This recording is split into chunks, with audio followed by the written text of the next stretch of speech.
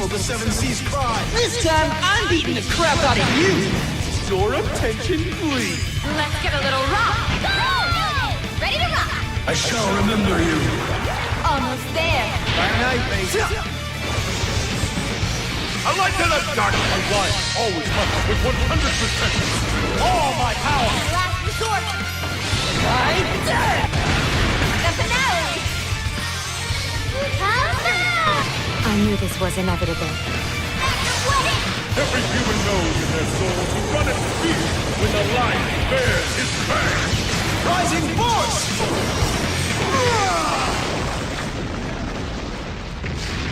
Destroy. Am I still so far?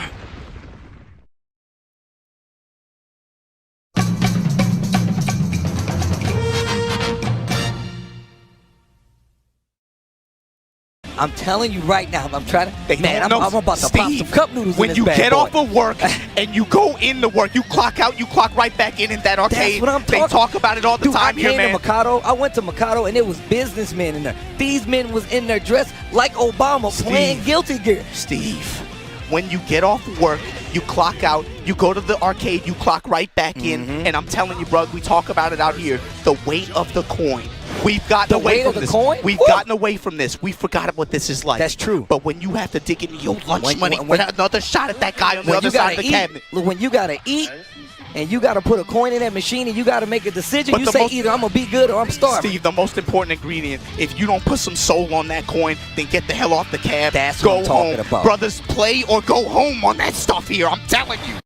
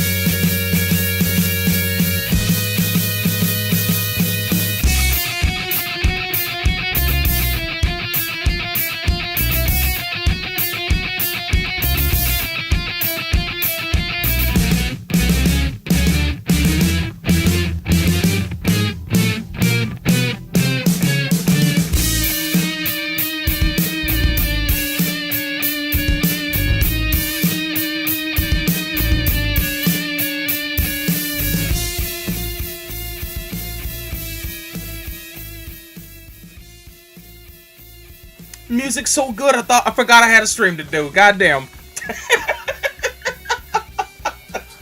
Oh man, good times. Yo guys, welcome.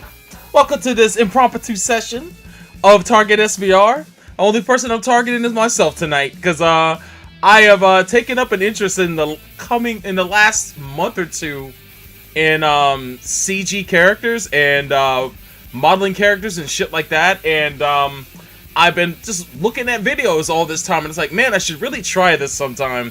You know, come hell or high water, as I saw today in Super Robot Wars. That phrase was used a lot, but try my hand at it and see if I can actually follow through with the tutorial and see if I can get through it. And using a program that's free for anybody to download called Blender. So we're calling this Blender 101. I'll be under the tutelage, the video tutelage of the Blender Guru, who's easy to find on YouTube.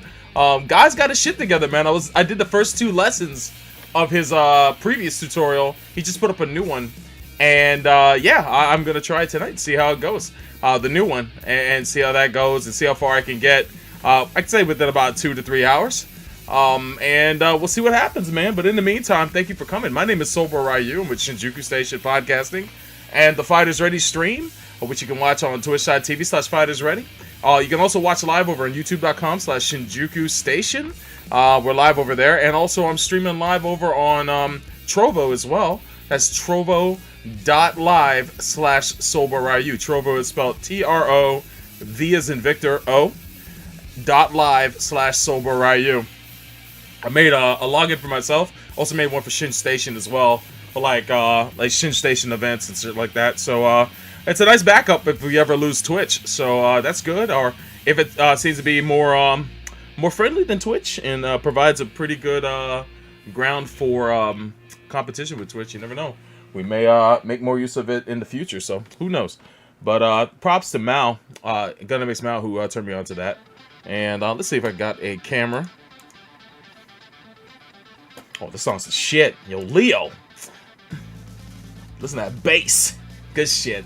Got these boxes in the back. I gotta ship some stuff back to my my old job. I just started a new job last week. Yeah, this week. Robin said this is SRW stream. Late stream surprise. LOL. Wait, is this still labeled as? Oh God, please tell me it's not still labeled. Oh, it is labeled as SRW. God damn, I thought I fixed that. Let me fix that right now. Fix my face. Yo, thanks for letting me know, Robin. I appreciate you. Let's see here. See if I can fix this. I thought I had updated this already, but I guess not. So, let's see here. Oh, what was it? There we go. Thought I fixed this, man. Fuck. We did Super Robot Wars earlier today, though, so if you missed it, you can run that back. We're doing another session tomorrow at noon. Eastern, so if you guys want to come out for that, you can. It'll be a longer session than today's was, so feel free to come out. Yeah, I guess I don't have one for that, so I'm gonna go with talk show.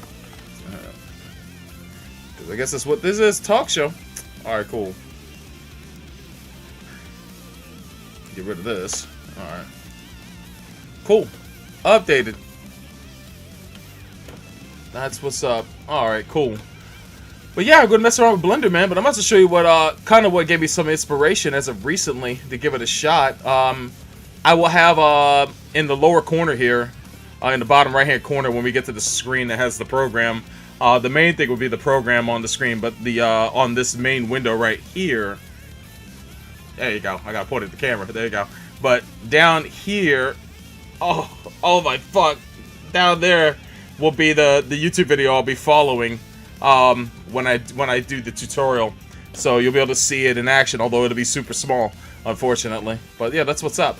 But yeah, I'm going to show you some things. I was been watching some channels on YouTube as of recently. One of them is Blender Guru, but the other one is a funny channel called Royal Skies. Royal Skies is a 3D modeler who specializes in Blender. And he's been also working really hard to master the anime style in Blender as well.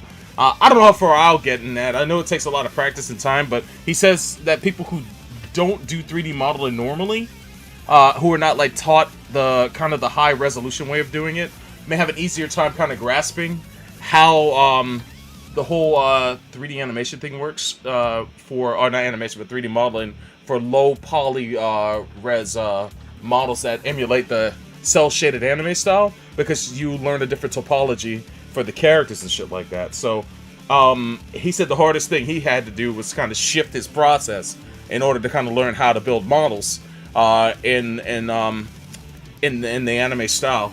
But he's gotten there, man. He does a lot of good work, man, and his channel's loaded with stuff. So Royal Skies is really cool, and of course Blender Guru, which you'll be seeing their videos tonight. I might as well show you my man Royal Skies here. We'll start off with the beginner tutorial that his anime shading and Blender introduction video that he has over here. So I'll bring that up. Tell me I fixed this. I probably didn't. I knew it. I did not do this. God damn it.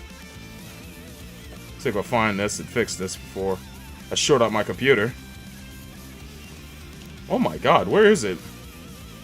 Oh, of course I can't find it when I need to. the infinite stream. I can't find it, man. Where is this? Okay, I'm gonna have to do this though. Thing I hate about this new... There it is. Good lord.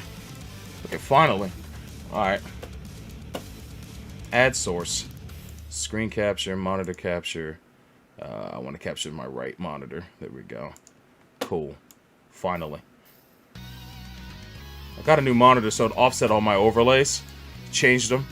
So I updated it, but I forgot to update this. There we go. Now to put this behind the wall. See if it does it. Nope, it's still above it. Alright. I think that should do it. Yep. Alright, cool. Alright, good. Let me save this overlay before I forget to. Yo, Miles says ShinStation technical difficulties. What would be a stream without them? I'd start to question everything. Alright, cool. Turn this down.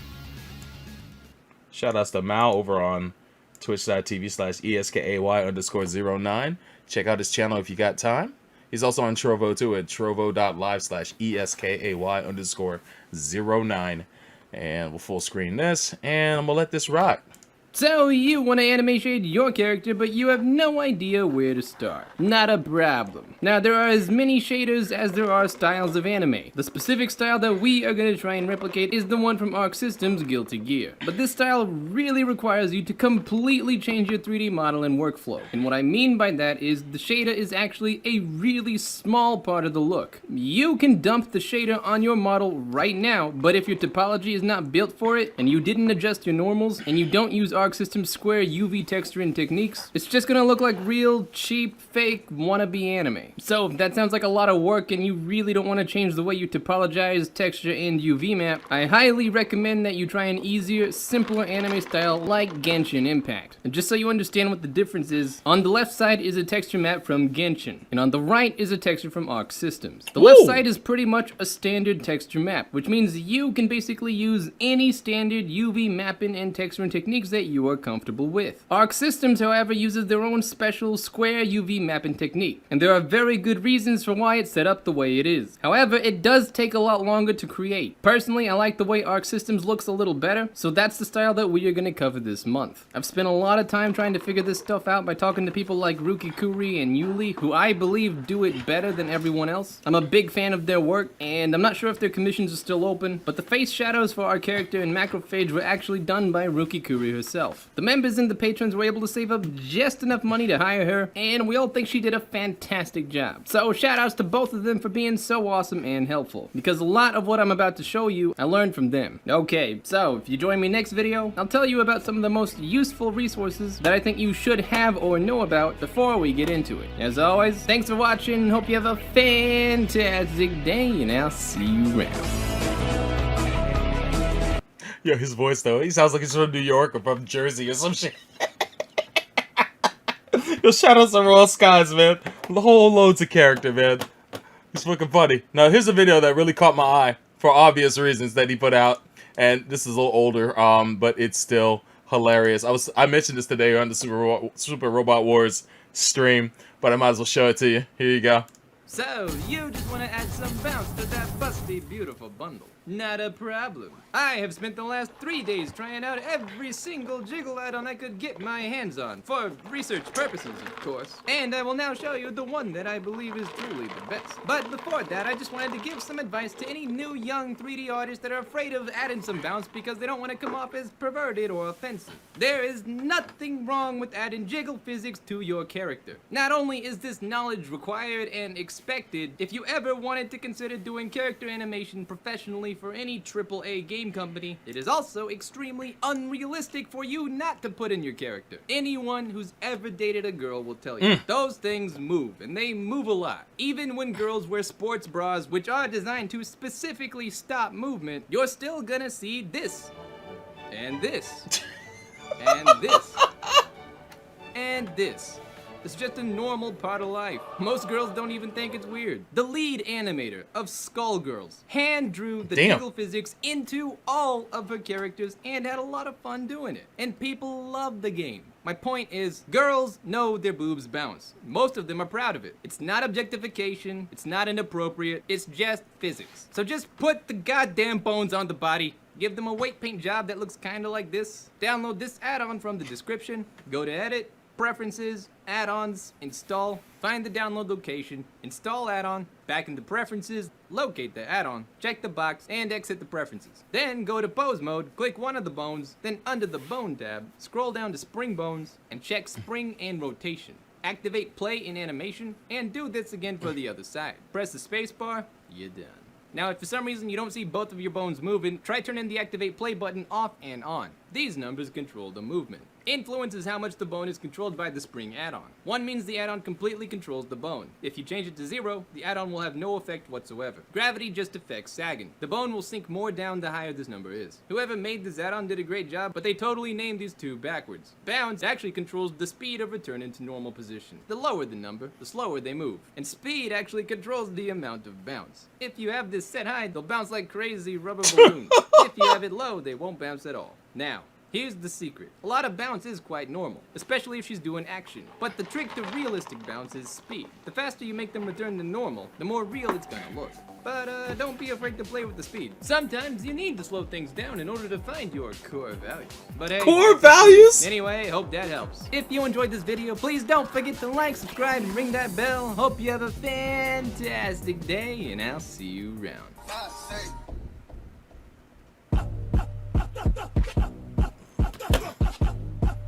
We mute that music so I don't get flagged. Oh my god, research purposes. Word. Man. Good shit. So yeah, that is that I came across. I think I came across early in finding that channel. But yeah, man, hilarious. Too much jiggle physics, yo Mal.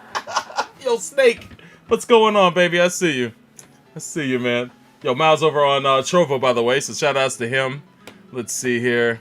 And it's cool, I put Trovo also in the restream, so that works. I'm glad to see that does work. Because we're just about to get SBR banned. I know, right?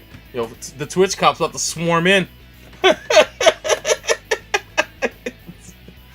Oh man. Oh yeah, speaking of anime shading, man. Before we get started, I'm also show you guys these videos real quick. Let me see here. Oh! Fuck, speaking of CG in general, they dropped the trailer for Across the Spider-Verse, man. Check this shit out. I gotta mute the beginning part because that fucking song from the movie is in it. But as soon as it's done, I will unmute it so we can hear the dialogue. But here we go.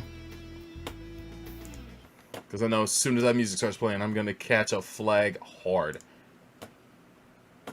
Alright. They just dropped this for those who didn't see it.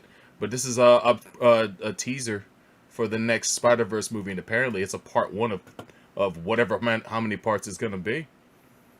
But the song from the end of the first movie plays at the very start of this. So you can definitely check this out on your own time, but I will unmute it as soon as I think it stops. So it kind of picks up right where the ending of that movie left off. Ho ho! Oh, Haley Steinfeld is everywhere, son. In this, in Hawkeye. Alright, there we go. It's a long story. Is this the room you grew up in? It is, but It's also in Arcane. Is very adult. Right. No, of course. Hey, are these your drawings? What? No, Oh, no. good. Uh-oh. I missed you too. Okay. So, what are you doing here? I mean, I Oh, wow, Mal, that's crazy. never see you again. Want to get out of here? I'm grounded. Bummer. What? Is Spider-Man grounded? Oh, shit. I He mean, will be when his pops finds out.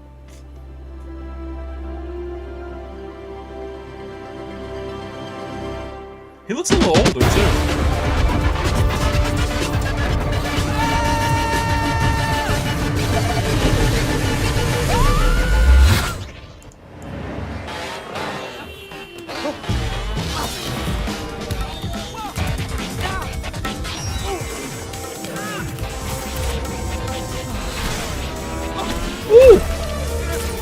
Holy shit!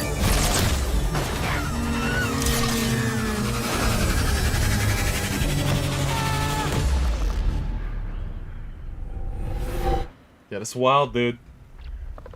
God, they animated that last movie so well, man. Part 1. October 7th, y'all. It's fucking wild. I knew it was coming. It was just a question of when. They teased that they were going to be revealing a teaser. I guess this is in advance of Spider-Man coming out. So that makes sense. That makes a lot of sense. So let's go back here. And yeah, man. Oh yeah, that's right. I mentioned I was going to show you guys these things. Give me a second. Find it real quick. Oh shit. I gotta go back to my history here. Get some music back on. But that's crazy. Someone hijacked another person's account and started streaming porn? Fuck. Can Spidey come out to play? Yo, they did confirm that Oscar Isaac is back as the voice of Spider-Man 20 is it 2099 or 2199? I don't know which, but he's coming back to voice that character, so super dope, man. Real dope. Alright, there we are. Pull this up real quick. Alright, cool. Let's see here. Oh man, what the fuck? Can I go into this, please? Alright, cool. Here you go back to... Alright, so they've been dropping trailers for DNF Duel. And they dropped character trailers. If you haven't seen these yet, they've been steadily released, at least one every couple of days. I guess because I heard and I learned this from Giuna that there's gonna be another big convention from that company, the company that makes DNF, our Dungeon Fighter, coming up this December, like there was last year where they dropped the original trailer. If you missed the original trailer, I'll show it to you now. They're all like incredibly fucking short. Unfortunately. I wish they weren't. But that they are. Alright, cool. I'll show you the original trailer and then we'll go through the other ones. I can just... I'll loop it. There we go.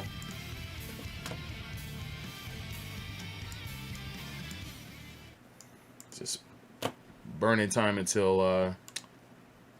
as much as I can before I get this thing started. Alright, here we go. Here's the original trailer they dropped a year ago almost. It was the middle of December of last year. They dropped the original trailer. Then there was nothing for almost a year until last month. And then they started dropping character trailers. So I'm guessing we're going to get an announce date when they drop with the real for real trailer later on this month at that convention. But here's the original teaser.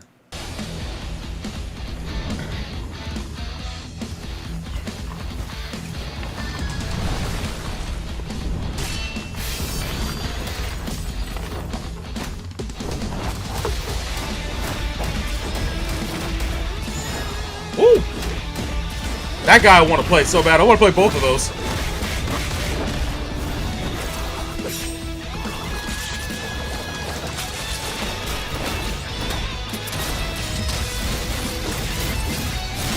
Ooh.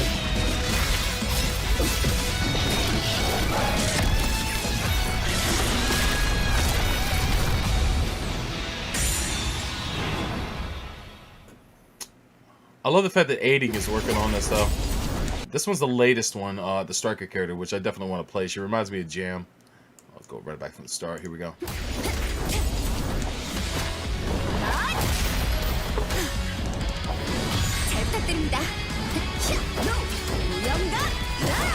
Woo!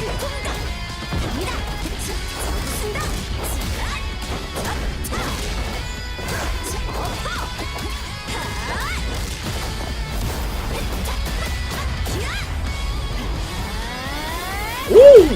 The 1-inch! 1-inch punch, baby!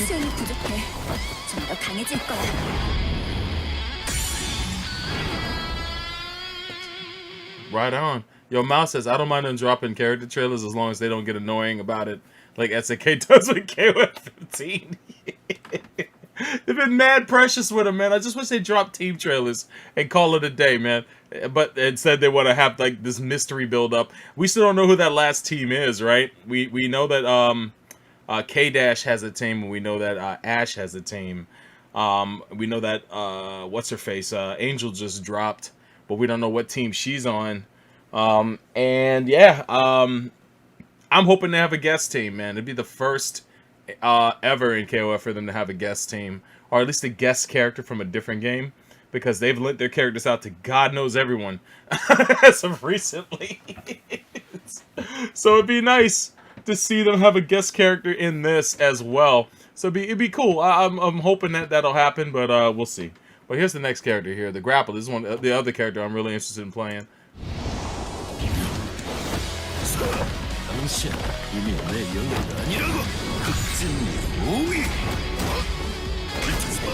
Ooh!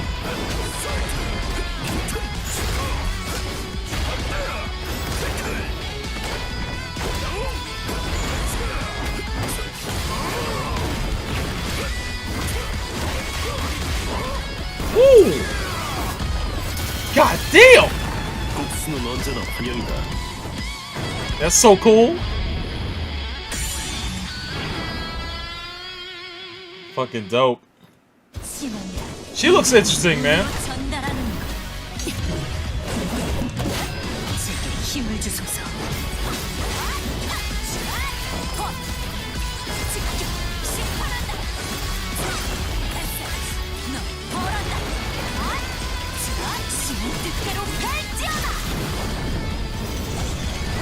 Woo! Fucking. Oh! So dramatic, dude.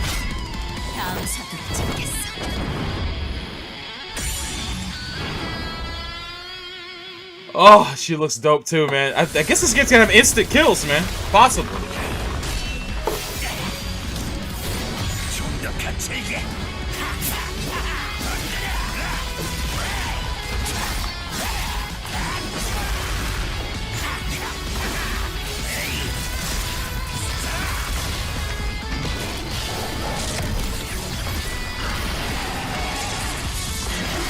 Woo!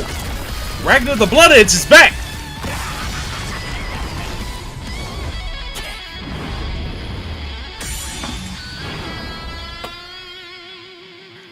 Yo, Mal, she is a little bit Labras. I know she reminds what's his face? Giuna of Labras too, which gives him nothing but nightmares. But yeah, she reminds me of Labras, and the Berserker reminds me of Ragnar.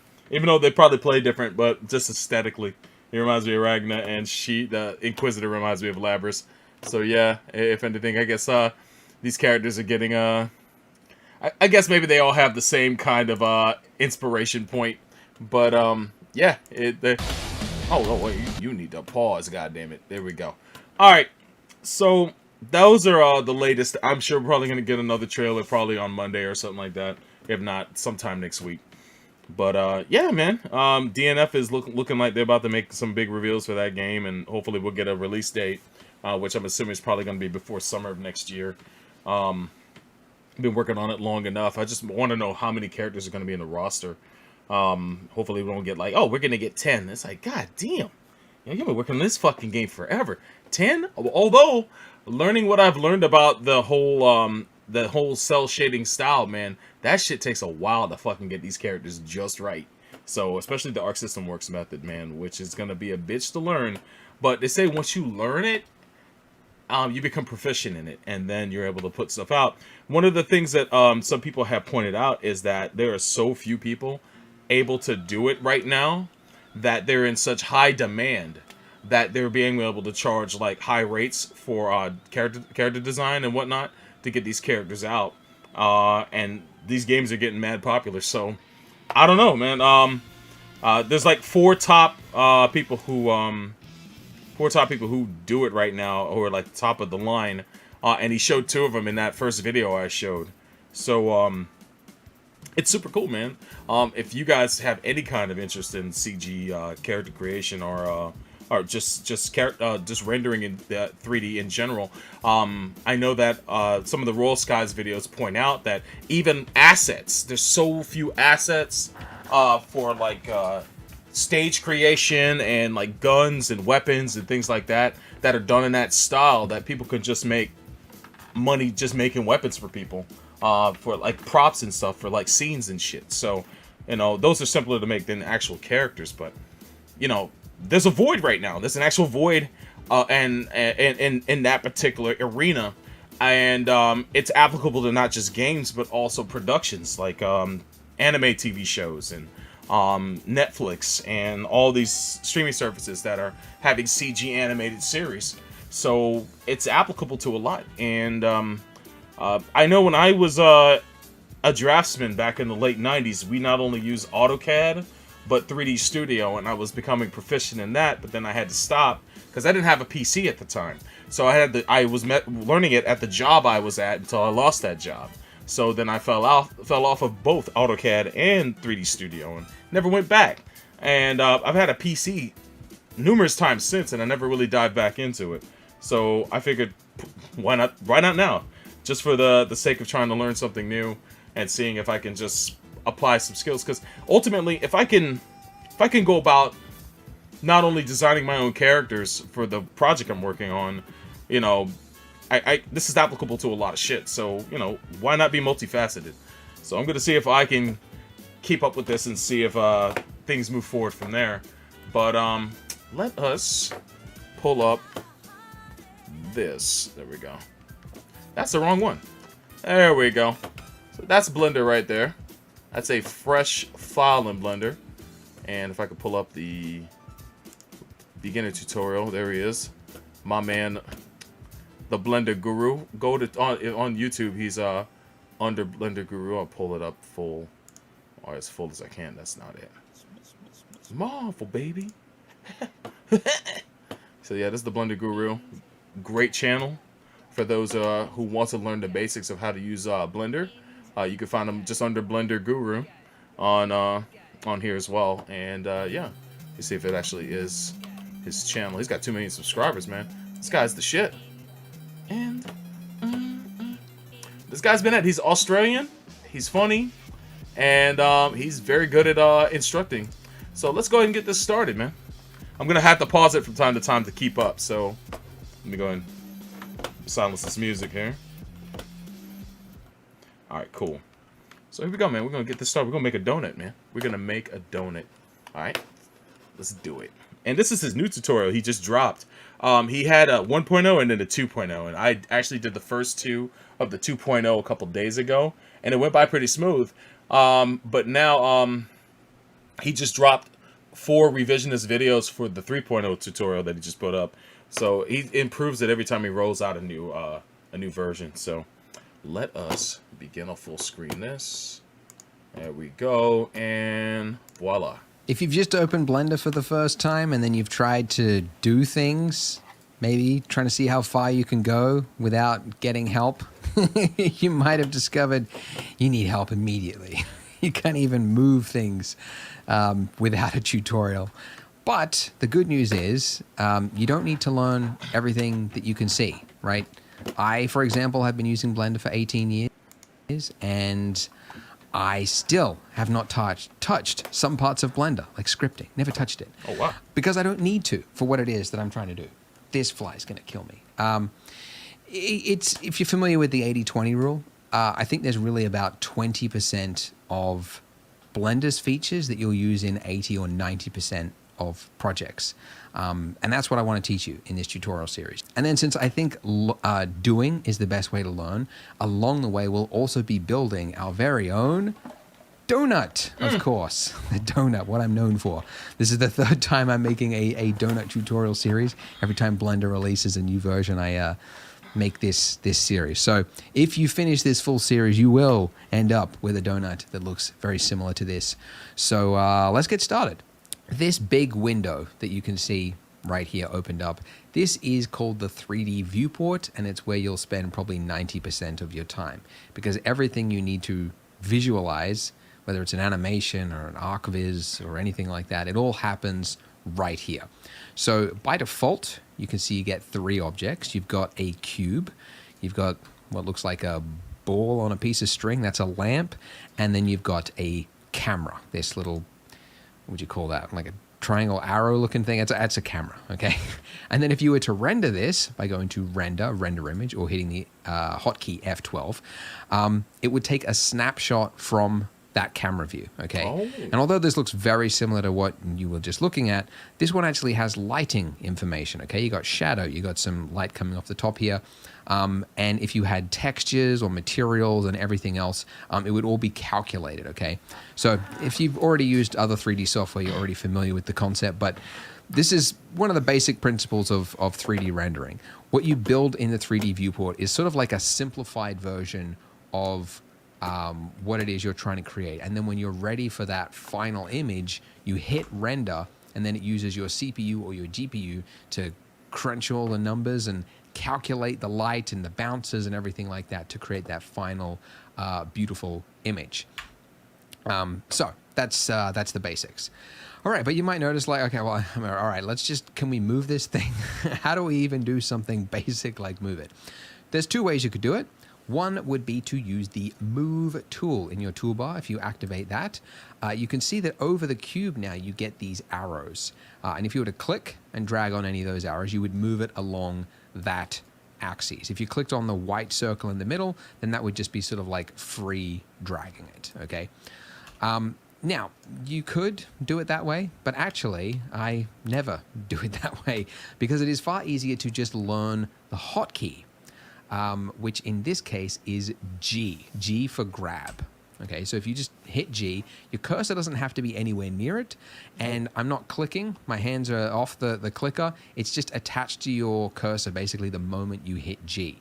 And then if you just do a single left click, it will confirm its movement. So G, click. And my cursor could be anywhere, right? And I can do it, which is actually good because you don't have to like think about where is my cursor? Do I have to like get it on here and then hit it? No, it just allows you to work really fast. Excuse me while I get a drink of water. I know I'm only 2 minutes into the video. 4 minutes. All right, anyways. Now, one thing you're missing with this is those axes lines, like being able to move it along a specific axis is actually a really common action. You want to use it all the time. And you can do that after you have hit G by typing the letter of the axes.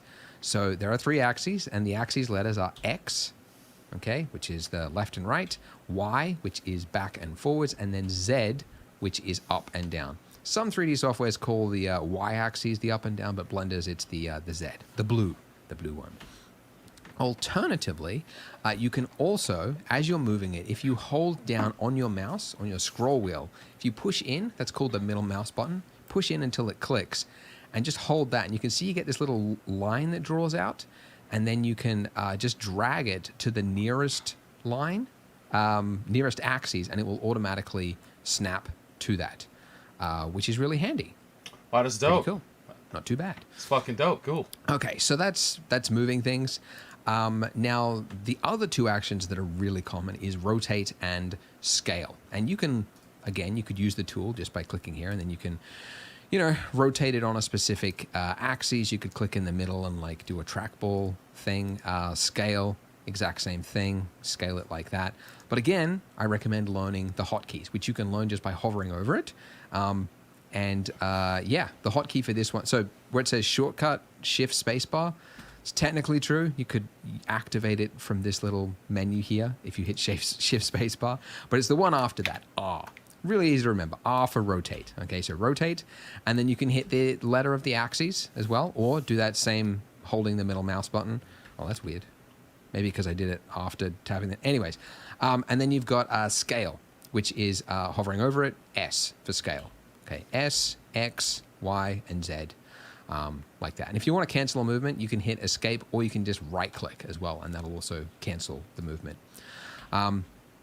But yeah, so you can see you could do quite a lot just with those few little movements there. Okay, so that's how you move stuff about.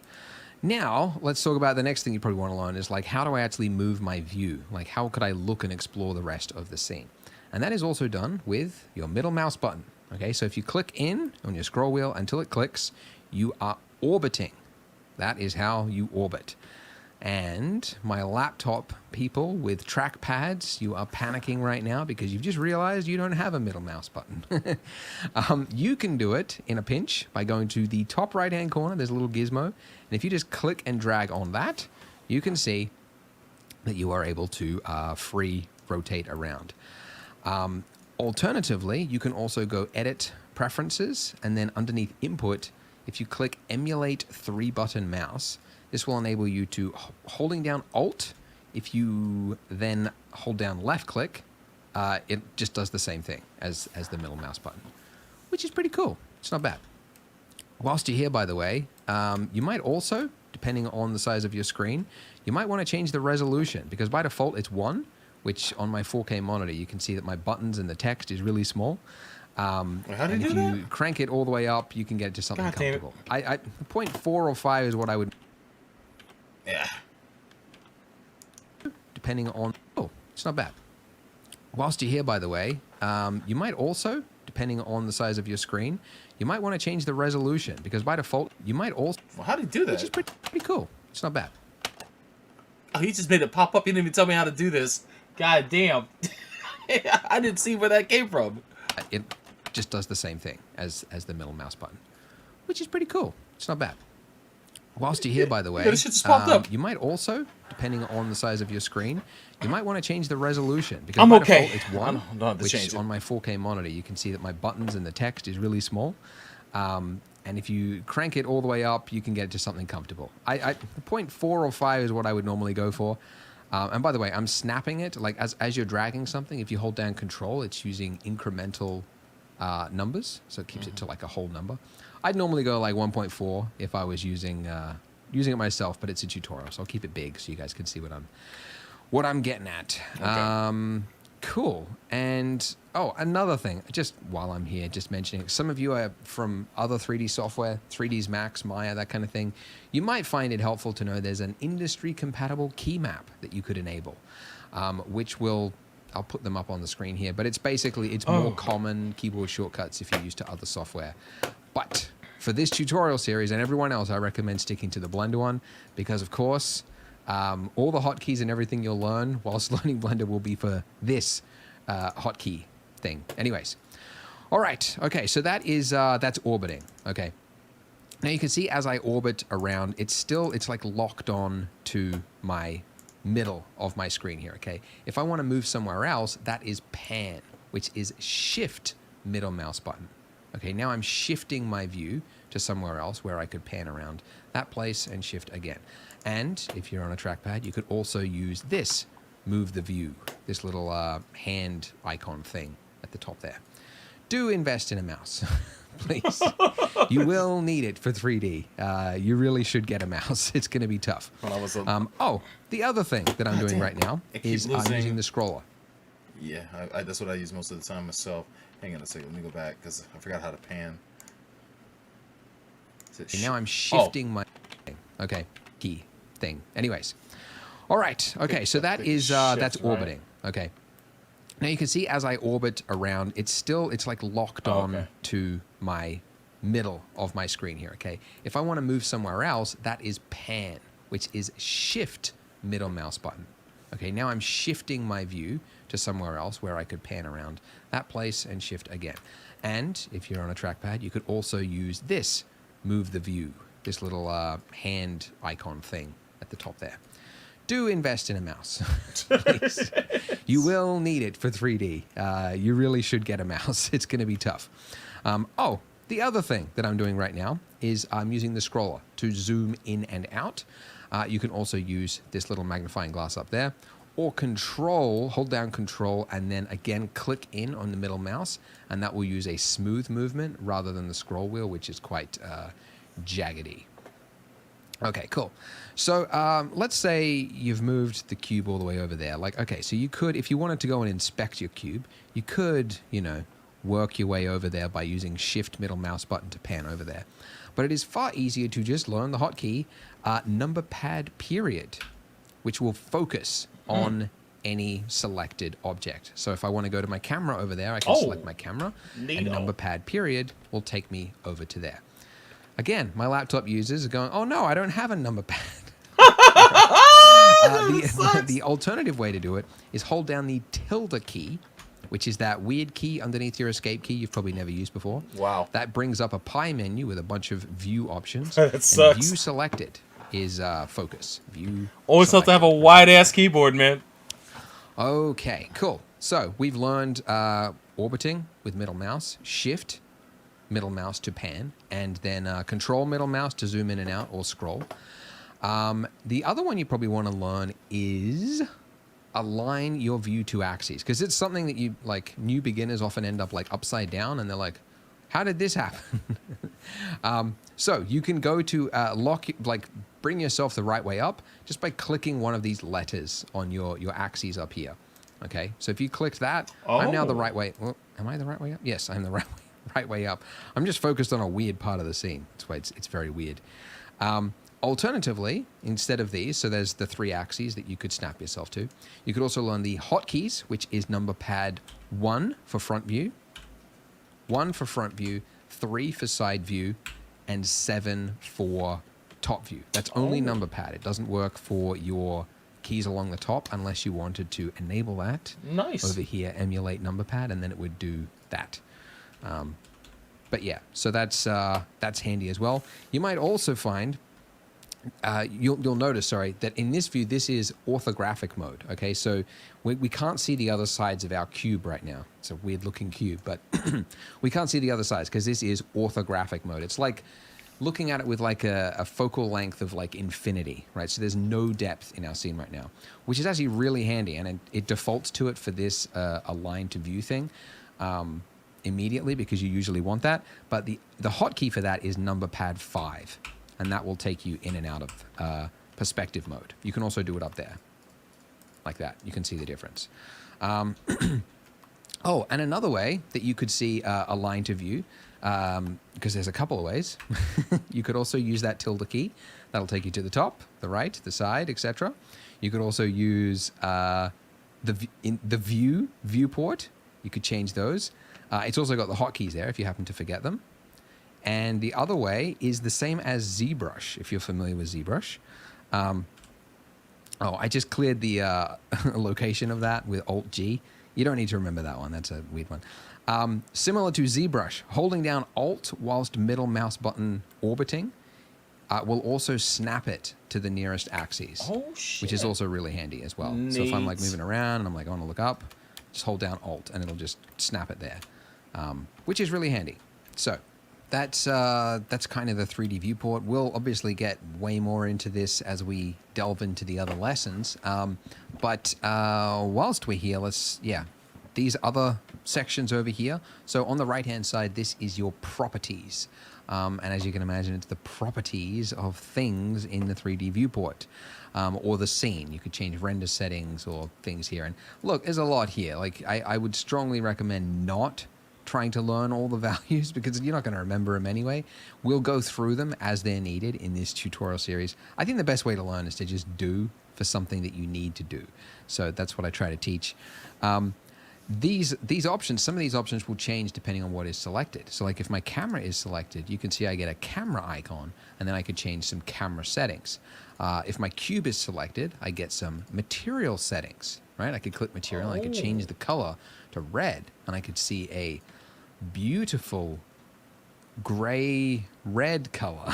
It's a weird looking red. The reason it's not changing over here in the 3D viewport is because, again, this is a simplified view of the final render. So there's no material properties in this view. We'll get to viewport rendering later on, but for now, you would see it, though, if you were in rendered, again, F12, to do an actual render. Just curious. Let me see, F12. Oh, shit. All right. I see you, camera. I see you. All right, cool. Well, of course, that's a fast render because it's just it's the lowest counter possible. Good shit. Now, at the top here, we have got a outliner. So this is keeping a running inventory of everything that you've got in your 3D viewport at the moment. So we've got 3 objects and we've got 1 collection. So a collection is just, it's like a folder, basically. Simple way to think of it. So you can like organize things. You can rename things just by double clicking on it. Yeah, whatever, right? And so that'll automatically update as you add things to the scene. Like if I was to duplicate my object, which I could do by hitting Shift D to duplicate, you can see there's created another object right up there in the outline. So if I ever like lose something and I'm like, oh, where's that thing? I can just find it on here and then just, bam, whoops, bam. Nice. Oh, by the way, I just accidentally tapped number pad 0, which is how you can look through the camera view. You could also do it by hitting the little camera icon on the right there, or by going viewport, camera, or by hitting the tilde key. So there are 4 places to get viewport options depending on what device or whatever it is that you're looking at. I deleted something by hitting X. You could also do it by hitting delete. By the way, I'm throwing a lot of keys at you, keyboard shortcuts. It's a lot to take in, especially when you're starting. So I created a keyboard shortcut PDF, and the link for that is in the description. It's just a list. It's like 3 or 4 pages. Yeah, I actually got that in advance when I was actually working on it before. I'll pull it up real quick. Yeah, he definitely made this. This actually helps out a great deal. Where is it? If I go left, it should appear. There it is. Yeah, there we go. Pretty cool, man. And the perspectives. This is in the 2.0 video. He didn't get into all the functions of these keys. He did mention the period button, the focus button, but the other ones he didn't mention as much. So it's cool to know how to move around like that. Several pages long, to be honest with you. But yeah, this is definitely come in handy. Love myself some shortcuts. Good shit. Let's go back. Bam. All right, let's continue. Of the most common hotkeys that you'll need to learn, or you might need to reference as you're using Blender. So you can basically load it up on another monitor whilst you're working, and you've got it there as reference if you need it. I used to make it like a bonus for signing up for my newsletter, but now I'll just make it free. So you don't have to subscribe. You can just click that link, view it, and hopefully that'll make it easier to use Blender. You can still subscribe to my newsletter. It's a weekly newsletter on tutorials, artworks, and that's how I had to get mine in the 3D industry. So if you want to, but the link is in the video, so things you can subscribe to that. Speaking in of the which, description as well. Let me get you guys the link but that's it to for that this video. one because we have covered quite a lot. In the 2.0, he had us figure out how to import a monkey head and then set it on fire. I was hoping he'd have that in this one, but he might come up with something more inventive. Let's see here. Control C. Bam. All right, let's put this over here. Anybody wants to check out this video on their own. There you go. Cool. Back to it. Full screen, goddammit. A lot of ground, so we'll keep it simple. And open up a brand new scene in Blender. And then join me in part 2, which is where we'll actually start making that donut. The donut! Basics. Let's So do we'll be it! learning about adding 21 objects minutes! and, Holy modeling and shit! all that kind of stuff. So click here on the screen, and I hope to see you in the next part. Oh, I'll be there. I'll be there, buddy. This I'm beaming in. Oh, we got sponsors? We got sponsors?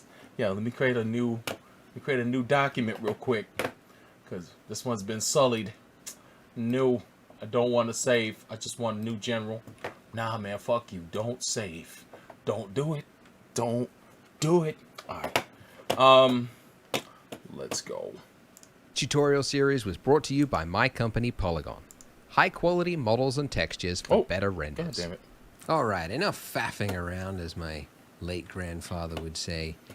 We have learned the basics of the interface, all the hotkeys. We've fooled around. Now we're going to start building that We donut. fucked around enough. Okay, so we are going to delete our default cube, which is just the delete key, or X, which is the older shortcut, and we're going to replace it with something new.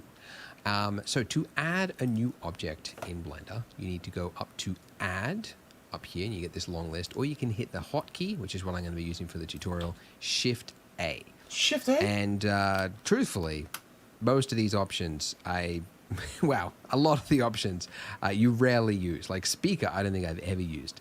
Most of the time what you're looking for is mesh, because to render anything, you really need to start with a mesh. Like if you followed like a character tutorial, you might be surprised when they're like, all right, start with a cube, and then, you know, we'll bip-bidi-boo, and we'll form the character eventually from that, right? But you have to start with something. So usually you pick the object which most resembles what it is you're trying to create. And in this case, there's a really easy one. It's the donut-shaped one. It's a torus. Torus. That is a word I never would have learned, except for Blender. I would have called that a donut. But evidently the mathematicians decided they need a special word for it. Indeed. Okay. When you add an object and do certain actions, actually, in Blender, you get options straight after adding it, okay? But they're kind of hidden because they're trying to stay out of the way unless you need them. And it's down there in the bottom left-hand corner. There's a little box, which if you click it, it expands. And then you get options like the resolution and the size of it and everything. Now, if you don't see that box, it's probably because you accidentally clicked off it, okay? It'll only show it after you've just added it. If you click off it, it assumes you're fine with it. You're good, okay? Now, if you haven't done another action since then, if you haven't edited it and clicked on something else or whatever, you can temporarily bring it back for one last time, really, until you do something else, with F9. Okay? So F9 will bring those same options back just at your cursor, basically. But if you don't see it, then, just re-add it, delete it, and re-add it, and you'll get those options back again. Okay, so with this, let's make some changes to it. Okay, so for starters, this is a very thin donut. And you want to know this maybe, but this is the third time I've made this donut beginner series. Every time there's a new version of Blender, I make this series again. Oh, man. So this is number 3. And basically, for the last 5 years of my life, I have been seeing every day on Twitter when somebody tags me in their donut render. And I've become very good at realizing the attributes that make donuts look good. And I think the best donuts are the ones that look thick. The ones that look thick-ass donuts, like, man. oh yeah, I want to sink my teeth into that. Oh, 'cause yeah. It's got a lot of icing. It's got a lot of dough. I don't know. Just something about a fat donut. Just like, yeah, that looks delicious. So I'm going thick this time. Okay. And then the major segments and the minor segments, these are, as you can probably see, we'll call it the resolution of our donut, but it is it's the amount of geometry. Okay, so this, you are probably tempted to go like really high, because this is what I did when I first started using Blender in 3D. I'm like, I'm trying to make something high quality and realistic, so it's got to be smooth. Okay, so I'm going to go really high res. It's actually the opposite. You do not want that. I immediately realized when I started using this is a terrible idea. For one, you can't go back. Okay. When you go high. You can, if you go low, you can add other things, which is what we're going to do, to make it smoother, but it's harder to go back. And also with this, it takes longer to render. It's harder to work with because it's a bigger file. Your viewport slows down. Your computer's whirring away harder. And also it is harder to work with, okay? When we enter edit mode, and we're going to do this later and like do some edits and stuff here, I have to work with this many vertices, these little points. And that is just too much. So you actually want the exact opposite. So we want to keep it as minimum. Okay, so the minimum amount of detail depends on what it is you're trying to create. We could go like really low, but we're actually going to use part of this donut for the icing. So I'm trying to think, okay, what am I going to do with the icing? Am I going to make some like dribbly bits going down it? I don't know. Having done this a few times, I think I'm going to go with around like somewhere around 40 to 20. Something like that. Let's go 16. So 16? 16 looks good. Okay. By the way, and you would never know this because how could you if you're a beginner? But like it's also a good idea to try to keep square faces, because as a general, if you're making something organic and it's going to be smooth, if it's got rectangular faces, it can like stretch the shading and things just start to look weird. So I'm trying to keep it generally to a square face. Doesn't have to be a hard rule, but something like that. All right, then I'm going to click off it and I'm done. And I can't get those options back. Temporarily with F9. But you get the idea.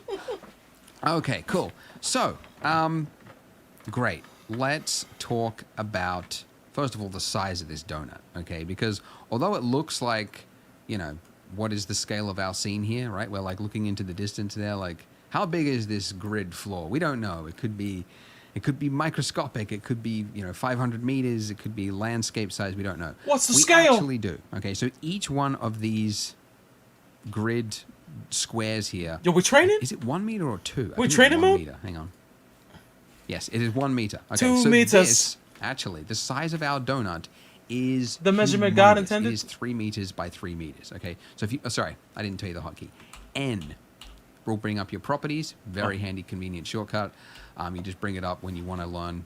Click on your object and then go to item, and then you can see, details around your object. Okay, so it's 3 meters by 3 meters, which is like roughly like 2 people laying down lengthways. By the way, speaking of that, if you are American, for my American audience, you can change your units to be Wacky Imperial. And you can get 9.9 periwinkles. I'm good. I'll stick with meters. You I'll can stick do that. with I'm meters. gonna use 3 meters because the rest of the world is also watching. That's right. So, this obviously needs to be much smaller, so we're going to scale it. Was that Scaling shade? hotkey Was that fucking S. shade? Scale it right down to the size of a donut, which I've learned is around about, like, the biggest size would be around about like 10 centimeters, right? Yeah, roughly. So yeah, 10 centimeters is what we're looking for. Something like that. We could have done it when we added the torus, but that was radius, and radius is like, you got to double it to make it. And I'm like, just scale it down after we make it, and it'd be much easier to figure out. Okay. Now, the other thing I want to do is apply the scale, because, and this is another thing you would never know if you're a beginner, but it's sort of a running joke in the 3D world, but like anytime you run into a problem with your mesh, something's not working, apply the scale. Because if your scale is wrong, other things tend to perform wrong, like modifiers and other things like that. So this scale here should pretty much always be 1 if you can, try to make it always 1, roughly speaking. So to apply your scale, you go Control A and then hit scale. Okay, so Control A for apply and then scale.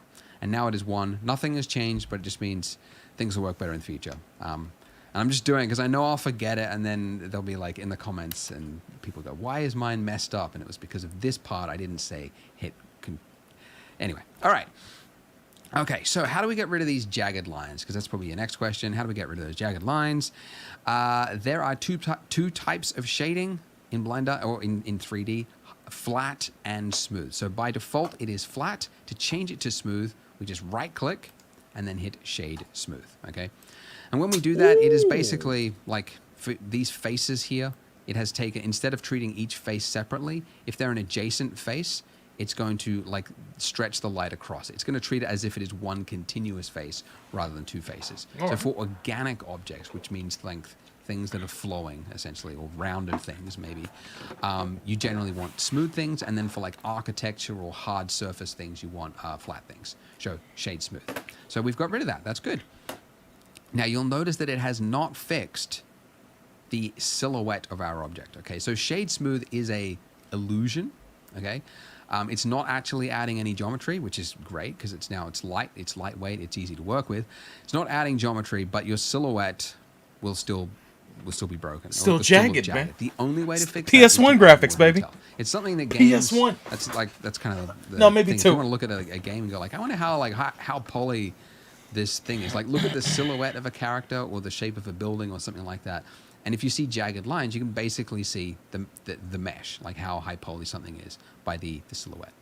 So we can fix that with something called a subsurf operation, okay, or subdivision. And there are a few ways to do it, but the way we do it in Blender is with adding a modifier. Okay, so we click this little wrench. Or is it a spanner? Is that a spanner? It's a spanner. It's been a while since I got my hands dirty. Anyways, it's the modifier panel over here. And then go up and underneath Add Modifier. If you click it, you get a whole bunch of different options here. And the one that we're looking for is, I mean, you use it so often. I wish it was at the top, but it's not. It's down here, Subdivision Surface. So you click that, and you might see that it has now smoothed out ever so slightly. You can see that edge there, the jagged edge is no longer there.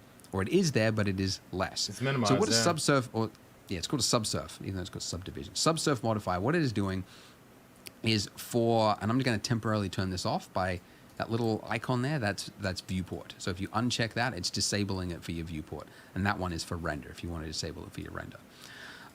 Okay, so what it is doing is, you can see the edge there, right? If there are 3 points that make up that edge there, subsurf is now adding in, it's doubling the amount of detail across the entire mesh, not just the silhouette, the entire mesh. Every single point, it is now adding another one. Now, if you do 2 levels, So levels, viewport, and render, you can probably guess. That's just one operation, okay? If I set this to 2, which is what you would see, yeah, set it to 2, which is what you see when you would render it, it's doing it again, okay? So it's, I guess the word's exponentially. It's exponentially adding detail every time you add this. So it's going to do it again and again and again. It shows how hard it has to so work. Obviously you don't want to go too high because otherwise your render times would be crazy. And yeah, you just want to keep it as low as possible. So often I keep it 1 or 0 whilst I'm working in the viewport. And then for the render, I keep it at like 1 or 2 or something. Anyways, all right. Okay, so we're spending a little long on this, but I need to just give you some background on how to make things look smooth without really going high res. Okay.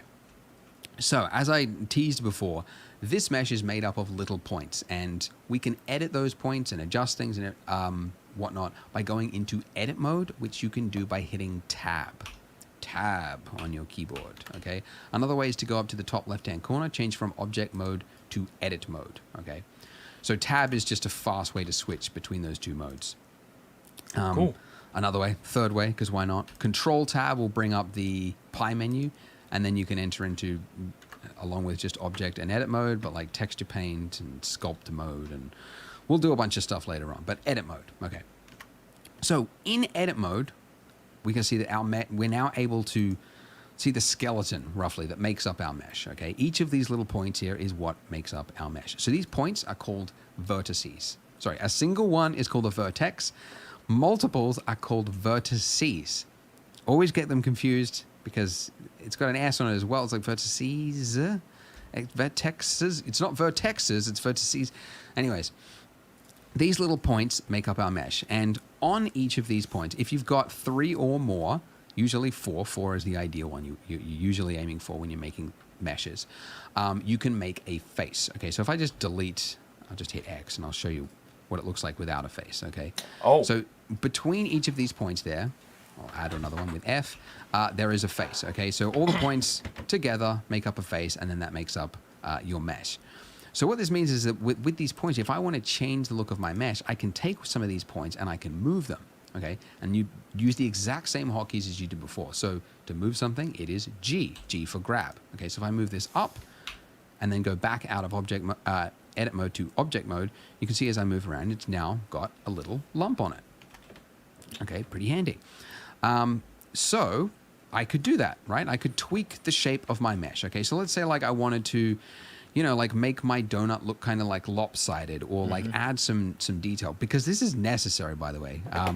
Your brain, when it thinks about objects, because you've seen them so many times, it simplifies it in your head. You think of a donut as being round, but it's bumpy, it's lumpy. It was thrown in the fire. The guy who like made the dough, it was all lopsided. But in your head, you just think of it as a round circle. The digital world will always give you the perfect thing. So you need to go in and add those imperfections. There's an old quote, don't know who said it. Imperfection is the digital perfection. Yeah, I don't know. It's very, very true. So think of that. So anyways, we need to add some lumps to it and make our donut lopsided. So if we held down shift, we could select multiple points. Okay. And then we could drag these out. I could do this. I could, slowly go through it. Now this is tedious, as I'm sure you can see. Clicking, lots and lots of clicking, little points. And that's really because that's not the way I would do this. What I would do, which is a feature that you use all the time, and that is proportional editing. Okay. So if you click this little button at the top here, or the hotkey for that is O, turn that on and off.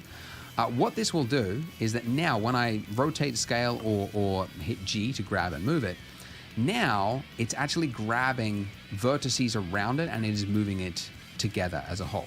Now by default, your proportional size is really high, okay?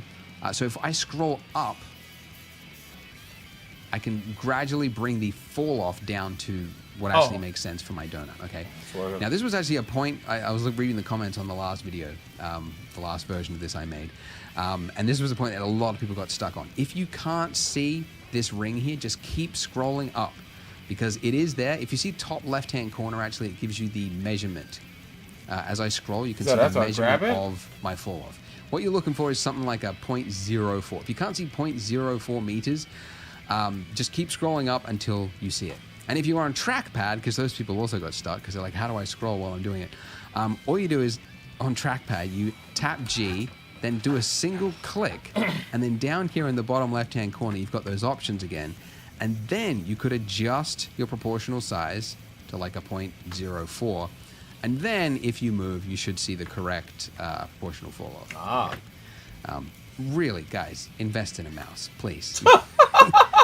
Going trackpad, look, it's fine for Facebook, but like you're doing stuff in 3D, you gotta have a mouse. You gotta have a mouse, man. Come on. Okay, so now that I do this on my laptop with my finger, it's like, yo, fall-off get the fuck radius, out of here with if I that. just scroll up and down, I can adjust, and I can make my donut look however I want, much more easily. Okay, make this part go out. Maybe make this part have like a little lump that's sort of skew-if like that. Maybe this middle part, sort of like this. Okay. And I'll do another one here, something like that. Okay. Oh, that's a little lopsided. It's a little bit repetitive of what's on that side. And this is maybe a little bit too far. Just sort of playing it by eye. But I have to keep this for the rest of the donut, for the rest of the tutorial. So I'm trying to do it well. Okay, and something else, by the way, another hotkey. You can see that if I want to move this up, if I was to move it like this, right? It's moved everything also left to right as well, okay? Because of my camera angle, okay? If I'm looking at something like this and I'm moving it, it is moving it across the donut. So it's scrunching everything going this way. That's not what I want. I want it to go directly up. So it means I have to get my camera angle like right down here to do that up. Right. Alternatively, a better way, not to throw too many hotkeys at you, get my keyboard shortcuts if you haven't already, link in the description. But another hotkey is Alt-S, which instead of moving it just arbitrarily, this will now move it according to which direction those faces are pointing. And this is actually perfect for this exact case because we've got, points, rounded around it. And it's just, it's tedious to have to get my camera angle exactly right when really I just want to be able to select certain parts and then pull them in and out. So Alt-S allows me to do that. The shrink and fatten tool is what it is called. But other softwares, I think they call it move along normals or something like that. Something like that. All right.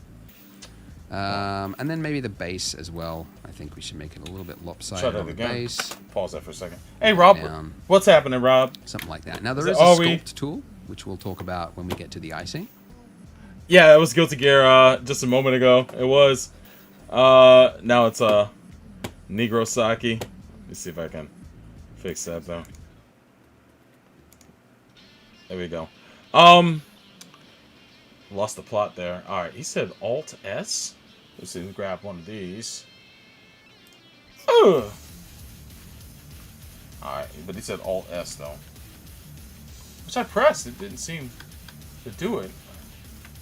But if I just press S... Holy shit.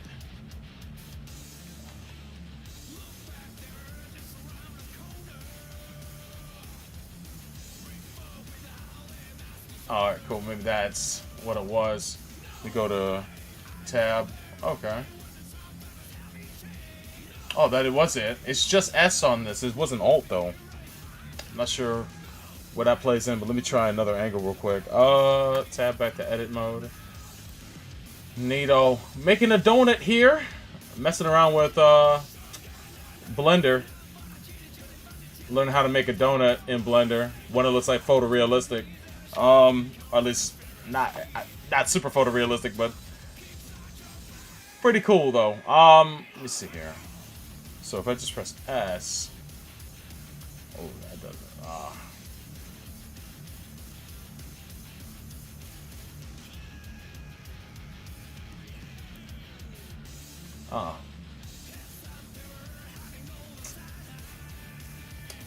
Just cancel that. I'm gonna have to run that back because I'm not grasping. It's not working the way I thought it would. It did G. Alright, cool. But if I press S.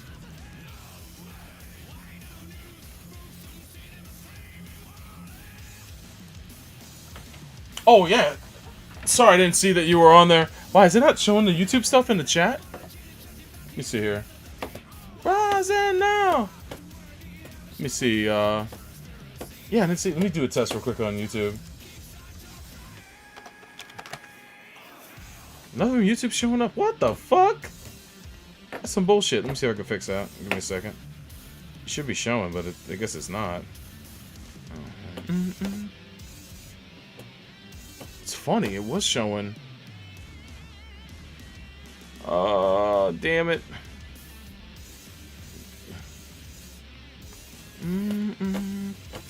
Let's see here. Font is ready.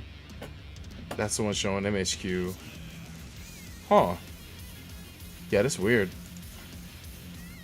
If I hit refresh. Of course, it goes away. I thought it was showing earlier, though. Yeah, Snake was watching beforehand. Yeah, it looks like it's not showing. God damn it. It's funny because it's showing on Trovo. If I do a test there, but that shows. Oh, wrong one.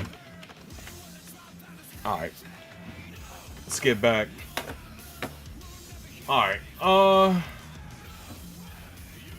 We'll run this back a little bit just to see where I lost it. I want to hold down Alt. It's not doing nothing.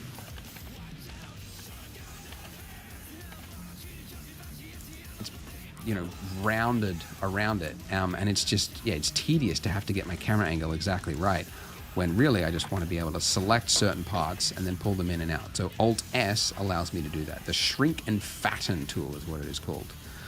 But other softwares, I think they call it move along normals or something like that. Something like that. All right. And then maybe the base as well. I think we should make it a little bit lopsided on the base. Move that down. Something like that. Now there is a sculpt. Alright, so Alt S, the shrink and fatten tool.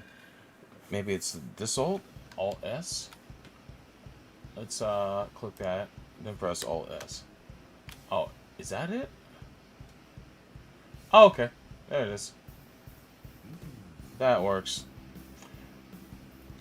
Right now it's a hobby, but shrink and fatten. There it is. Yeah, that's how it works. Okay, you click on it first, then you press Alt S. It's a hobby, but I'm trying to do more with it than just a hobby. But it's a hobby until you can be prolific in it. Then you could turn it into something else. So I wanted to learn how to do this for a while now because I've always had an interest in 3D stuff ever since I was a draftsman, years and years and years ago. But 3D Studio was so hard to learn, and that's what I was using at the time that I didn't keep up with it. Plus, I didn't have a computer that I owned. Either was using my dad's computer, and that was poorly underserved when it comes to what I needed to do. So I've had a lot of PCs since, especially in the last 10 years, but I just never got back into it. And let's see here if I tab back. It's pretty lumpy. Let me fuck up the bottom a little bit. Let's see here. Let's go back to edit mode. And then grab that. And then grab G. Is it S first? Okay, cool. So you don't... Oh, no.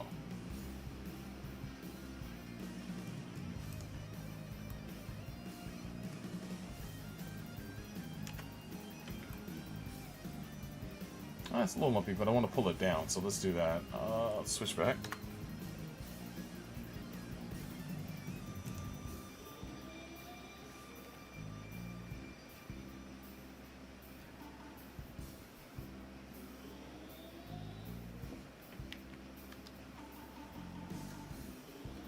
Huh.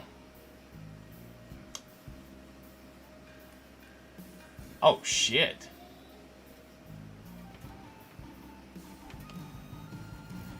Yeah, it's very locked in, though.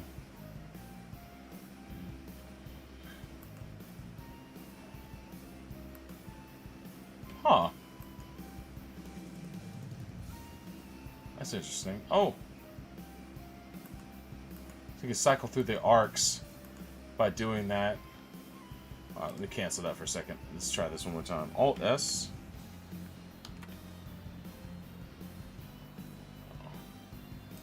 Okay. Neat. But when he did it... Oh, my circle's not as wide as it can be, though. So let's do this. Just grab that, hit G, widen the circle some. Let's see what happens when I press S. Oh, Lord! Alright, cancel that for a second, and then press Alt S. There we go. That's how you do it. That's the talk. I didn't widen my circle enough. Okay, cool. Getting the grasp of this. It's a lot of what's the word? Trial and error. Neato. Making the donut, baby. All right. I think I've done enough. Let me see what he has to say next. Tool, which we'll talk about when we get to the icing. Oh yeah, I should fuck up the center some. Alright, here we go. Let's grab one of these. Yeah. Control S. No, Alt S. Fix your face. There you go. That's the talk. Operation British there for a second.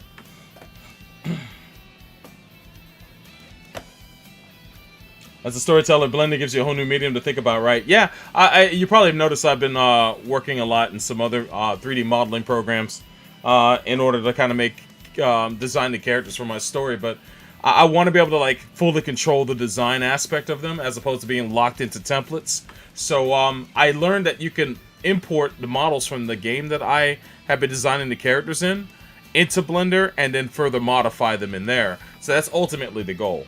But I need to know kind of the basics of how to maneuver around, how to shade, how to do all that stuff before I actually go about the importing process. And then doing that, and then hopefully going from there. Everything about this makes me want to do this. A spreadsheet of variables. Hey man, it's if you're very mathematically minded, I'm pretty sure this is actually probably up your alley. If you got a creative slant as well. But Blender's not hard to use. You just need a mouse with a roller on it, and that would definitely help there. That's what I'm doing. I'm doing this on a Windows-based PC. How this works on an Apple, I'm not sure, but I'm sure Apple-based computers can definitely handle this because they're primarily used in the industry for this type of stuff anyway. So that is what it is. But back to the video. Let's get it going. Could also do this, but that is not the point of this tutorial. So I'm just doing proportional editing because, to be honest, like this proportional editing is perfect for this kind of thing. Yeah. Cool. So it's just entering into edit mode to do your changes, going into object mode to see how it looks, and then swapping back out with tab again. And that's really all it is. 35% more expensive. This is too thick on this side now. Too lopsided. I went too far with the imperfections. Oh man, you fucked up. But that also comes into like the style of it, of what you're doing. I like my oatmeal lumpy. Something like that. Oh, by the way, another side point I just mentioned. We're talking about object and edit mode, okay? A big problem a lot of beginners have that I find is that later on, you'll be like, I'll say, all right, so select your lamp and your camera or something like that. And they'll be like, oh, I can't click on it. What's happened?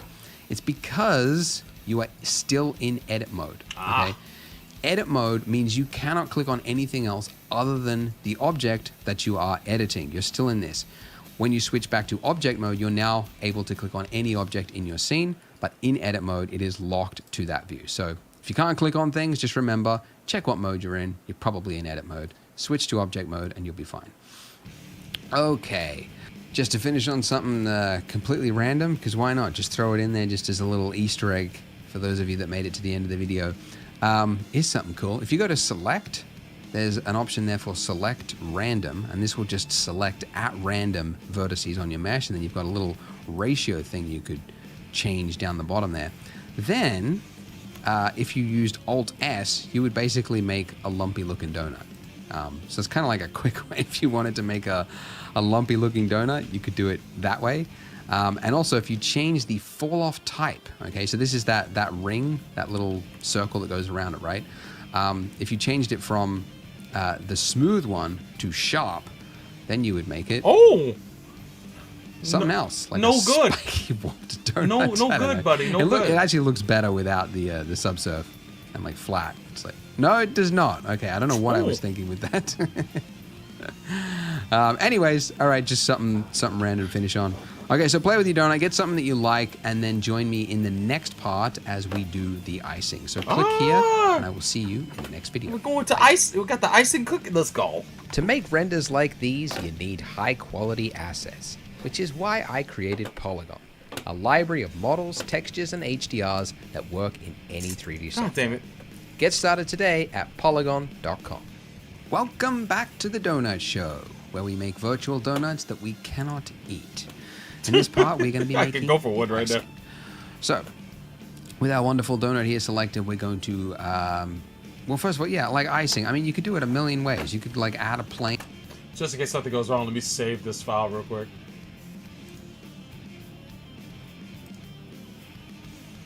Save over what I did before.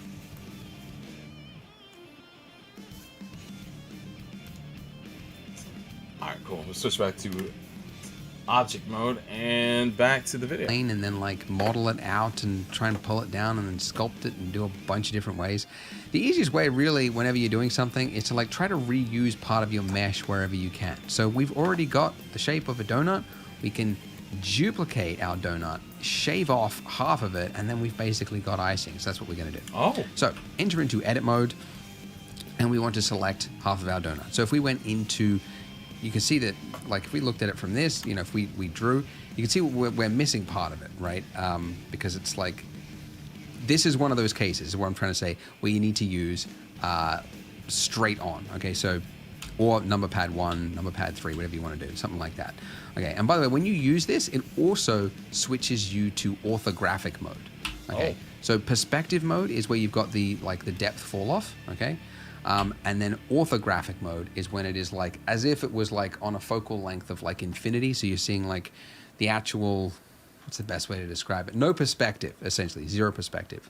And you can toggle between that, by the way, also with a number pad 5 or by clicking this little gizmo on the right-hand side there at any point. It doesn't have to be in a certain view. Okay. Okay, cool. So if we were to just drag over this right now, it looks like we've got half of our donut. Oh, However, shit. if you moved around, you would see we're missing the other half of it, okay? And that's because it's hard, okay? The mesh is hard, and therefore to select on the other side of it, we have to be able to see through it. And we can do that by going up here and toggling X-ray, or the hotkey for that is Alt-Z, and that will now show us right through it. And now when we drag over it, you can see that we've got exactly the top half of our donut all the way around. Okay, perfect.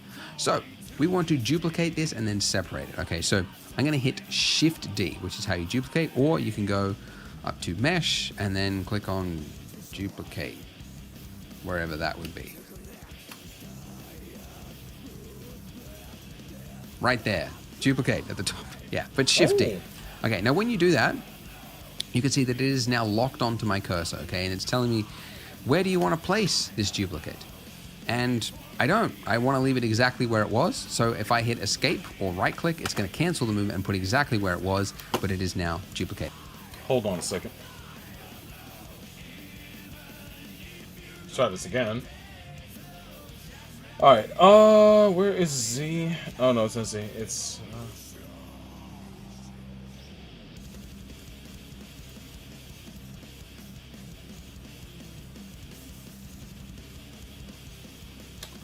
So last time it bled over some.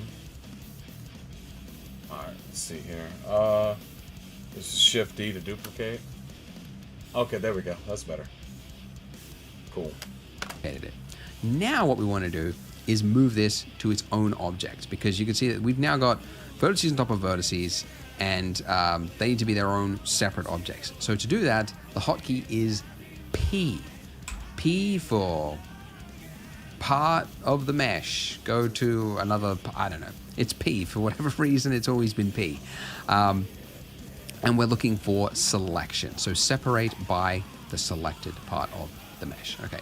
And now in object mode, if we switch out of X-ray mode, you can see that we now have two objects, and actually we can see them up here in the outliner as well. Okay. And now just very quickly, because I know that some of you will have just messed up accidentally, and you are now screaming at the screen, oh no, how am I going to fix this? When you did this step, you duplicated it, you right-click to cancel it, and then you accidentally did a single click. If you clicked something else, you've now got mesh on top of a mesh, and you don't know which vertex is which. Like, which is the one that was the one that you just made, right? Or which one is the actual donut. So if you ever run into this problem, what you can do is to select only things that are connected, because these are no longer connected, right? There's bits that are not connected. It's Control L, or just mouse over it and then just hit a single L. L for loose parts. Is it? I don't know what it is. Link. Oh, it's linked. Okay, select linked. There you go. Then when you do that, you can actually, find the right part of your mesh. Okay, so now I've actually just got just my donut and then just my icing. Fantastic. Okay, so up here in the outliner, you can see 2 objects, and it's probably a good time. Yeah, I think you have to increase the size of it a little bit. So you can name it by just double-clicking in the outliner. Okay, and we can call it icing. Another way to name it is if you've just got your object selected anywhere in your 3D viewport. It's the same hotkey as Windows renaming files. It's F2. F2. And I can now type in donut. And there we go. So 2 things, and we could organize it however we want. Cool. So our icing is currently looking like a skin-tight something. It's got to have some thickness to it, okay? And we can do that with the modifiers. Okay, so going over here to your modifier stack again, we are looking for something called the Solidify modifier right here. There really is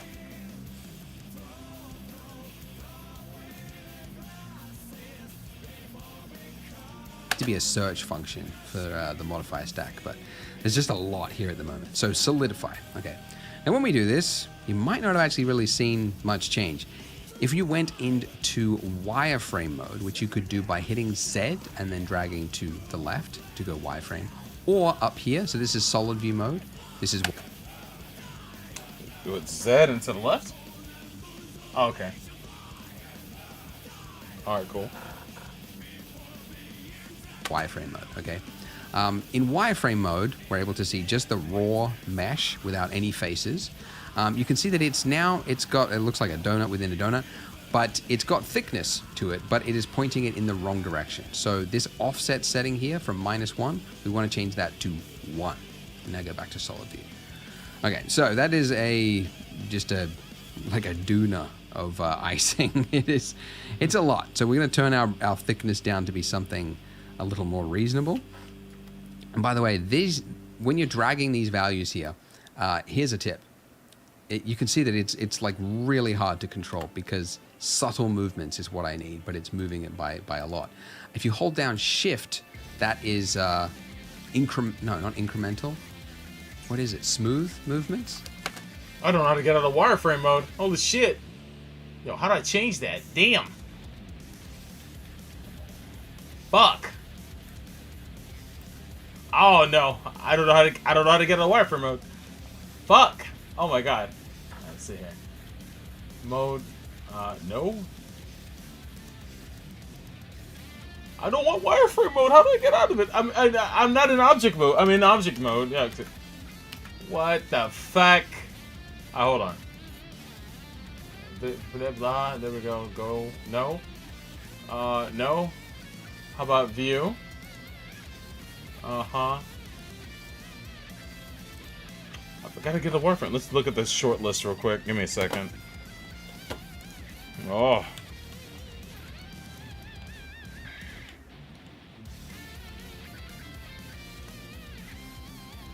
He means the, and here we have you, sweet troll. Oh god. Where's the wireframe at? I got Control F.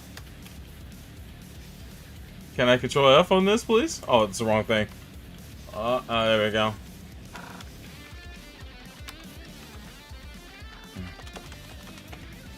Nope. Can't find it. Oh no, I gotta roll it back. Give me a second. It's the last thing I wanted to do. So, or up here, so this is solid Z, and then dragging to the left to go wireframe. Oh, okay. That's how you do it. Okay. Z and to the left.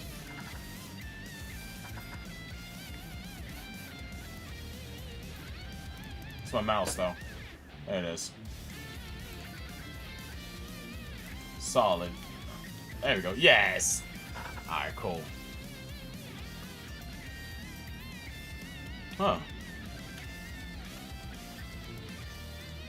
Okay, cool. Or up here, so this is solid view mode. This is wireframe mode, okay? Where'd you find that? Left to go wireframe. Or up here. Ah, okay. Aha! Ho ho! Yes. So this is solid view mode. This is wireframe mode, okay? Mogata the in objects wireframe now! mode, we're able to see just the... Yeah, I need to gata them. Hang on. Let me see here. Alright, I gotta move this, so... I got a G. Oh. Alright, let's see what we got.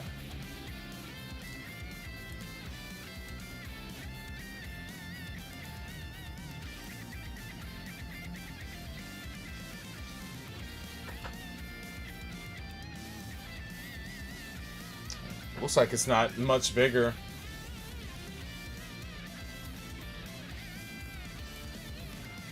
Oh, okay, it is. I can see it.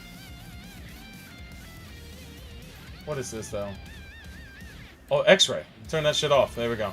That's why I was looking so weird. That's better. Awesome. All right, cool. The raw mesh without any faces.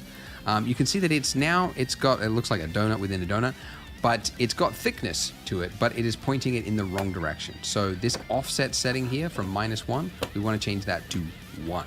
Now go back to solid view. Okay, so that is just a doona of icing.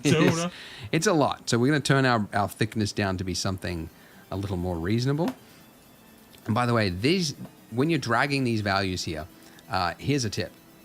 You can see that it's like really hard to control because subtle movements is what I need, but it's moving it by a lot. If you hold down Shift, is that's universal. No, not incremental. What is it? Smooth movements? Subtle movements. Yeah. Anyways, holding down Shift when you need to use small numbers. And Control, by the way, will snap it to increments. So I use that actually quite a lot. So yeah, Shift for smooth movements and Control for incremental, or both. Smooth, like subtle and incremental. Anyways, all right. I'm giving you all the hotkeys and everything at once. I hope it is not too much for you. All right, I'm going to go for like something like a 0.0015 of icing, because I want it to look somewhat thick, but like not too thick. Okay. Now, something to keep in mind is that this edge here, it looks kind of weird for a lot of reasons. If we went into flat shading mode, you can see that it's created like a hat. If we went into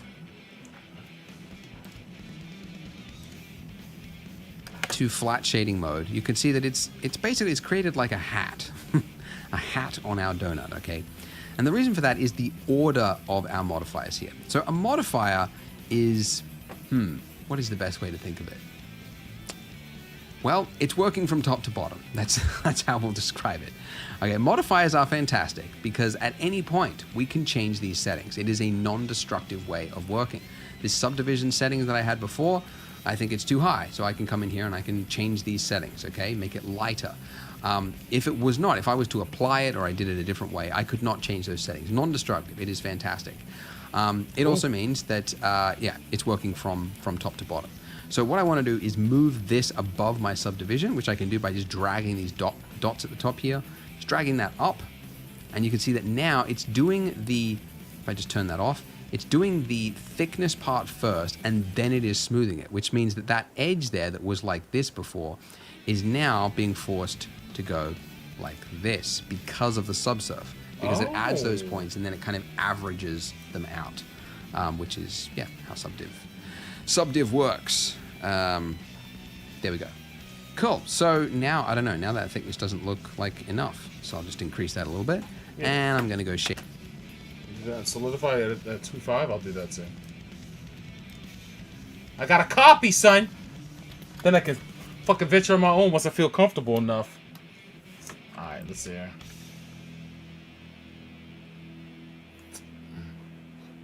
Switch this back to smooth. All right, cool. There we go. All right, let's go. Shade smooth again. Okay. Lovely. Well, we made good time. Yeah, let's just jump to the next video. We're actually going to start modeling in the dripping parts of our icing in the next part. The and drip? do a little bit of sculpting. We're gonna put some drip on it? So click here to join me in the next part. We're gonna put some drip on this donut, son. Drip it up. Yo, what the fuck is it? Yo, what the fuck? Part 4, here we go. Join over 1 million 3D art. You fix this.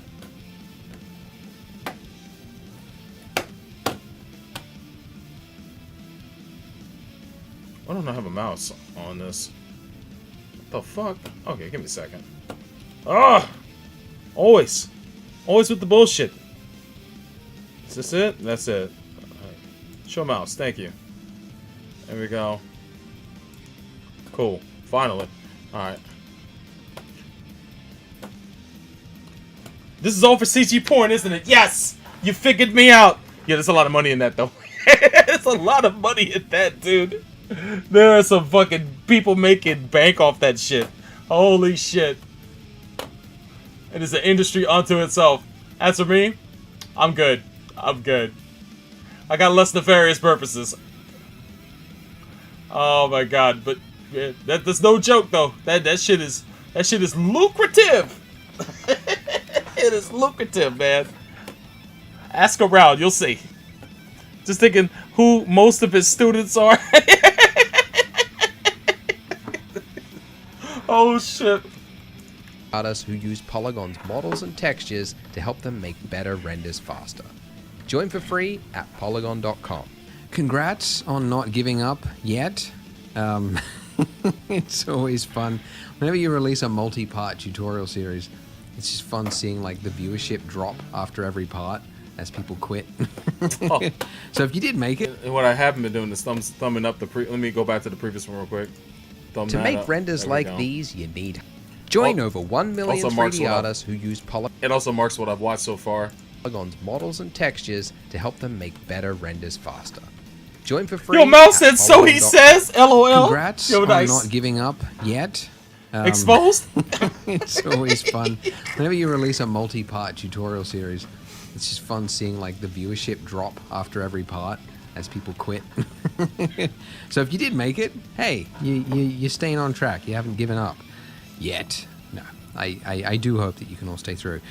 The amount of people I've seen actually thank him and say that I've made a new career thanks to you is wild. He's been at this for a couple, as he said, he's done one for every version of Blender that's come out.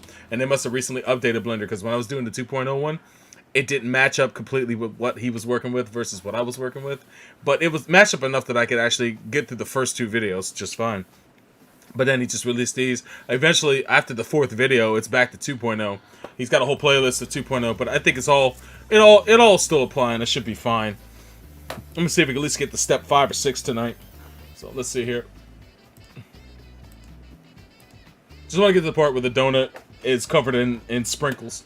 If I can get to that, then, and we colored it and all that shit. If we can get to that, then that's super progress right there. In this part, we are going to be making our icing look more like icing, more dribbled down rather than like put some drip on it, or a, like half of a bagel or something. Like if I just cut this in half, I feel like that would look pretty close to a bagel. Yeah, it does. We want to make it look more like icing and also make our donut underneath also have a little bit more shape. So, the icing. Okay. Now, we want to be able to see our mesh and like manipulate things and everything here, but we can't because it's mostly hidden. I gotta pause real quick. I forgot to set the alarm. Let me do that right now. Yo, shout outs to Nick. He hit me up.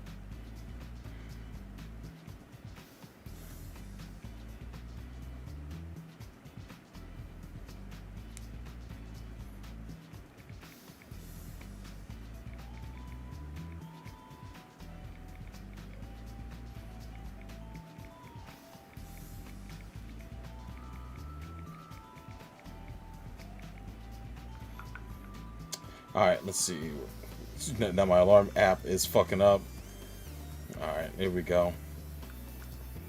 Woo! Alarm is set. Alright, cool. That's what's up. Alright. My house is broken into. The alarm will go off. Icing, sure. I might be learning some forbidden arts. Oh shit.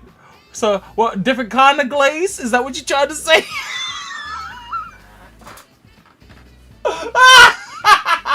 Damn it. Oh, this is all falling apart, man. Alright, back to the video, goddammit. Let's go. Let's go. Where's my mouse at? There we are. By our solidify modifier. So in your modifier stack, alright. Here, if we just uncheck this button here, then it will no longer display in edit mode, so I can, you know, work with the mesh here. But then I go back to object mode. Then I wait, hold on. If I click on that, it won't. You mode, so I can, you know, work with the mesh here. But then I. Oh, if I go into edit mode. Oh.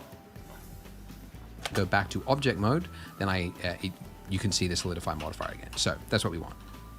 Okay, so if I was to move this down. Oh, I see what you mean. But is that for the icing or is that for the donut? Huh, do I have these misnamed? I might have them incorrectly named. Oh, let's do this. No, that's the icing. I turn that off. And then I go into edit mode. Oh, it does disappear, but it's only I know. Down by hitting the solidify, you know, work with the mesh here, but then I go back to object mode, then you can see the solidify modifier again. So that's what we want. Oh, okay. Fair, okay. So if I was to move this down by hitting G, oh, I got to turn on my screen keys tool. It's turned off. There we go. If I move this down with G, and then went back to object mode, you can see that we've got something that looks like a little troop, a little dribbly bit. So you can guess we are going to be doing quite a bit of that. I'm going to turn on proportional editing, as you could probably guess, so that now when I move down, I can scroll up, or no, scroll down and increase the fall off, and now I can create a big dribbly bit. But you'll notice that straight away, there's a couple of problems. Okay, so for one, this bit is sticking straight out, and then also this bit of our icing is clipping through the donut, which would require a whole bunch of fixing and like manually going in there.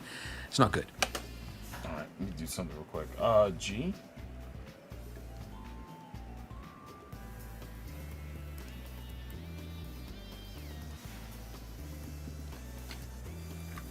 So it would be great if we could make it snap to the face underneath. And there is a feature just for that. Okay, so the snapping tool is right up here.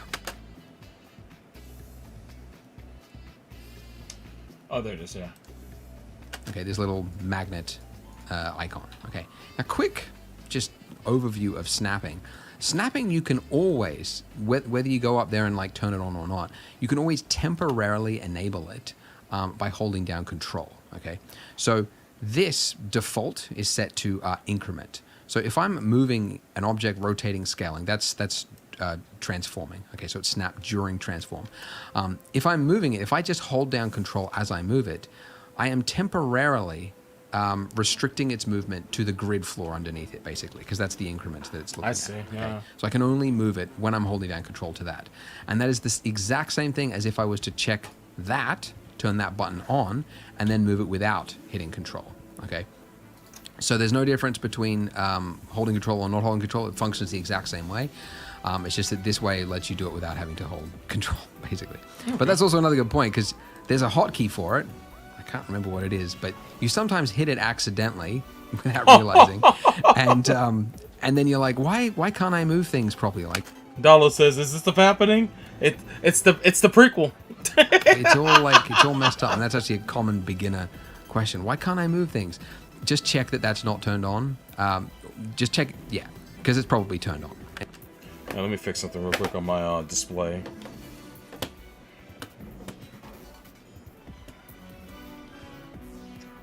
I gotta find it though.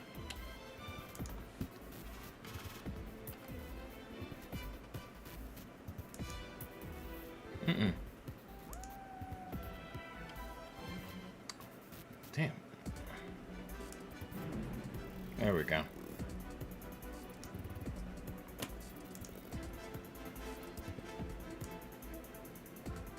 Alright, cool. That works. Anyway. Okay, so coming back to our donut here. We want to make sure that that's turned on. Yeah, it won't be streaming for wanna much change longer it because I from got to get snap up to early increment. tomorrow and do Super Robot Wars. Doing that at noon tomorrow my time. I just want to mess around with this, and I figure I might as well stream it just to see how far I can get. To snap to face. Okay. And now that I do this... Oh, damn. Snap the face, huh?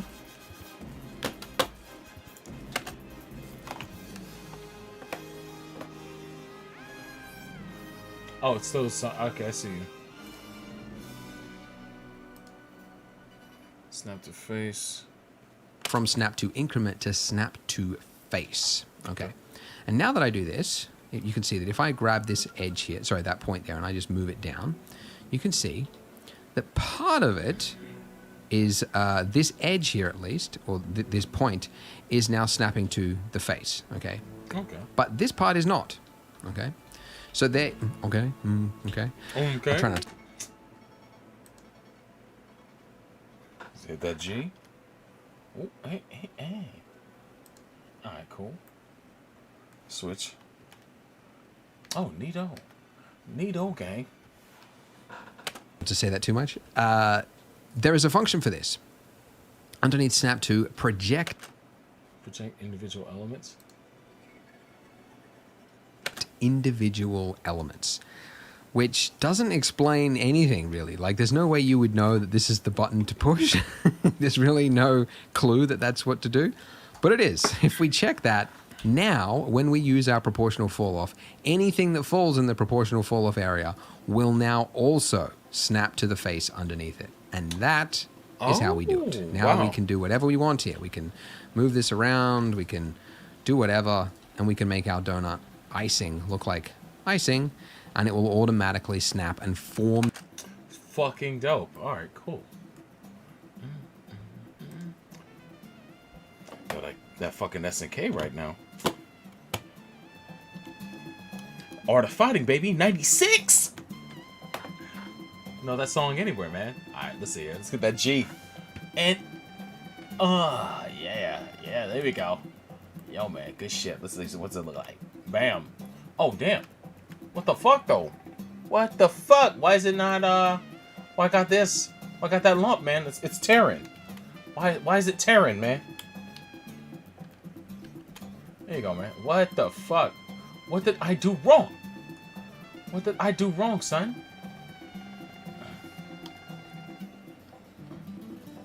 Oh, I pulled it. Okay, this should be better. Possibly. Let's see. Okay, that's better. I must have drew it inward. But I didn't really snap the face, though. I didn't snap the face at all, man. What the fuck? Oh, wait a minute. I know why. Nope.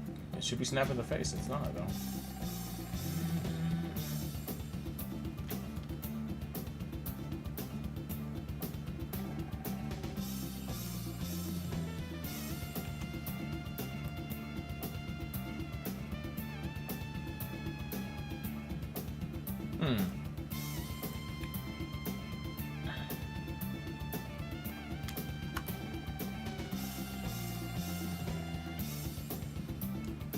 Damn it.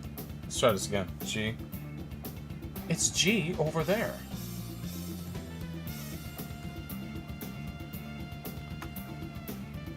Alright.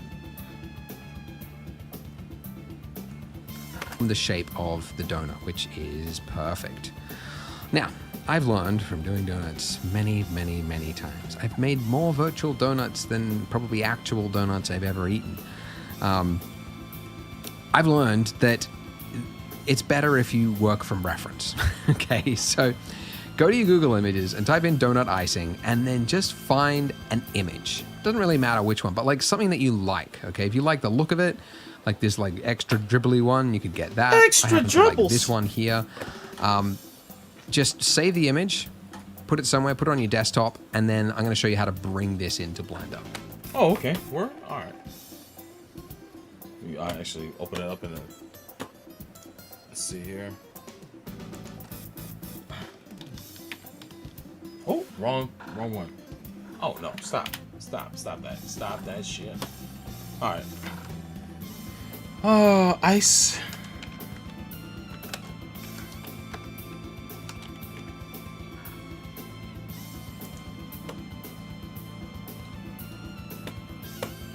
What do you use? The fuck? Where's donut icing? Okay.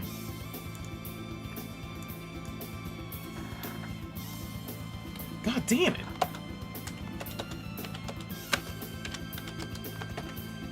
Wow, I can't spell for shit today, man. God damn. Alright, there we go. Yo, got the dribbly donuts right there, man. Well, let me see if we can find some better. Oh, yeah. Those shits look delish. You know, I'll go with his. Why not? Open image.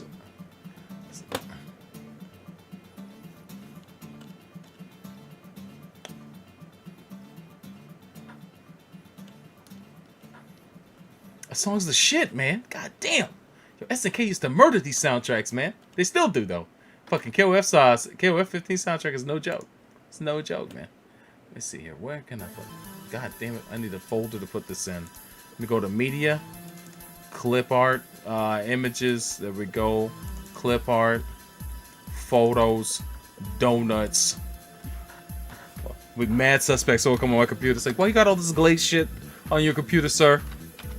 Donuts. This man's got a folder for donuts? Yo, get out of here.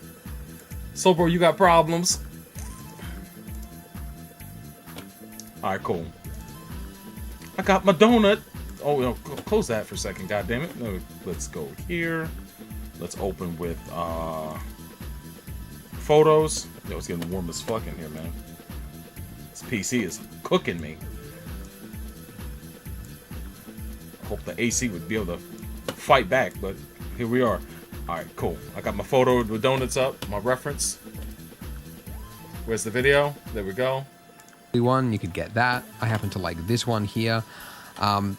Nice to keep. Nice to keep it safe for put work. It somewhere, put it on your desktop, and then I'm going to show you how to bring this into Blender. So we want to split our window here, and you can do that one of two ways. Okay. One is to go basically over the edge, a divider of a window here, until you get those little arrows there, so that you could change the size of this, right? And just right-click there, and then you can say vertical or horizontal split. So, whoops, oh, that did nothing. Vertical split. Ta-da! So we've now got two windows. Another way to do it is to go to the top right-hand corner of your screen until you get, there's no button for it, but your cursor becomes a little target pointer thing. And if you just click and drag to the left into it, it will now split the view. If you click and drag to the right, it will now join it. And that used to be the only way you could make extra windows in Blender. You just had to know to do that. There's a little like fold thing there. But anyways, it's kind of an old thing that they've kind of kept because it's pretty handy. So anyways, once I've split the view, this could be anything. So this is a whole bunch of all the features of Blender, and it goes deep. The one we're looking for is Image Editor, which allows you to, guess what, just bring in any old image. So this is the one we're going to do. Okay, guess what, Blender, and it goes, split the view, kept, because it's pretty handy. So anyways, once I've split the view, this could be anything. So this is a whole bunch of all the features of Blender, and it goes deep. The one we're looking for is Image Editor, which allows you to, guess what, just bring in any old image. So this is the one we're going to do. Okay. Now,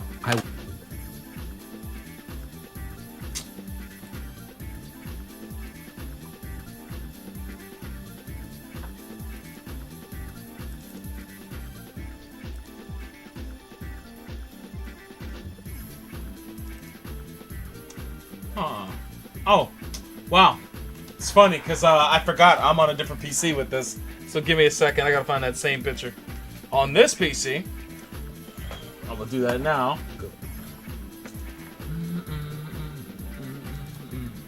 I got to network these two computers together, man. I don't know why I haven't done that yet. Yo, Q had the dopest theme in Street Fighter 3, man. God damn, that shit was badass. Do-do-do. Let's go. Alright. Icing. Donut icing. Icing donuts. D-O-N-U-T.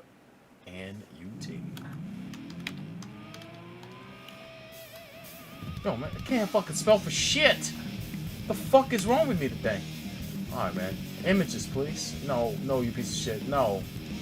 Oh my god. There we go. Cool.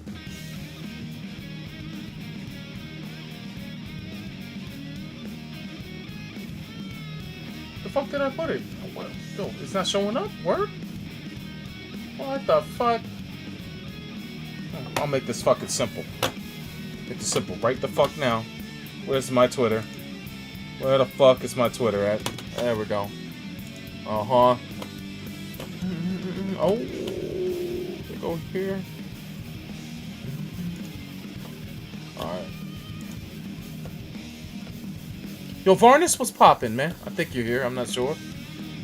Yo, Willem Dafoe was trending, guys. What did he do? What did he do, man? Oh, shit! Yo, they got a panel with these three motherfuckers. Yo, word. Hang on a second, fellas. Yo, he finally showed his face. He finally showed us that there's a convention going on somewhere. People were wondering, it's like, why they come up with a poster for the Green Goblin, but no Willem Dafoe, man? Be Willem Dafoe really hard. Hell yeah, man. Look at Jamie Foxx, man. He beaming? Jamie Foxx is Willie beaming right now. He's Willie beaming. God damn. Yo, good for him, man. I know he's been wanting to come back to this character for a long fucking time, man. Look at this killer right there. God damn. Yo, hell yes, the man. Anyway, let me do what I need to do. Let me do what I need to do. Alright. There we go. Send myself this fucking photo. Make life a whole lot easier for me. There we go. Where the fuck is it? There we are. Access.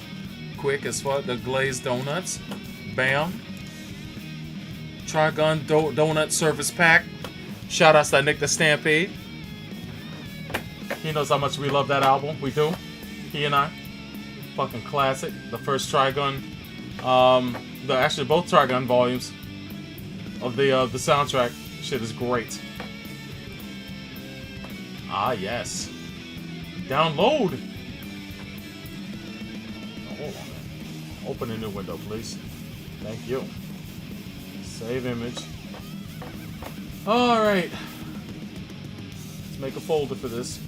I haven't done that yet. Documents.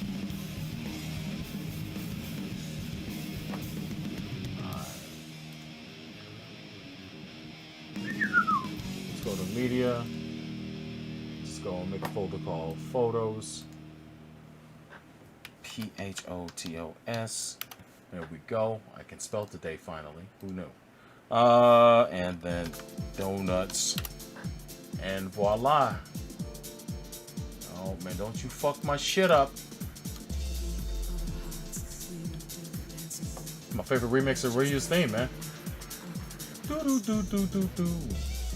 Can I close you, please? There we go. Do one last thing before we move on.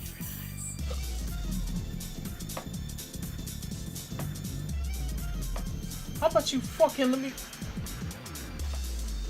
There we go.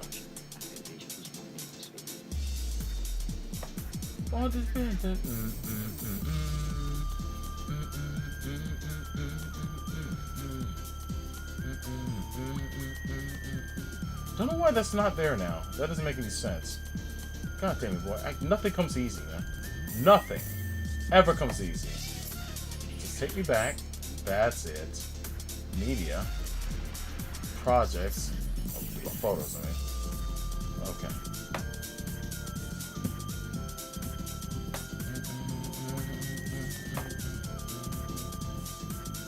There we go, finally. No, I don't want a web app. Thanks. Go fuck yourself. Open image in tab. Please tell me that's a... Oh my god, save as? Okay, that's what I'm talking about. Alright. And...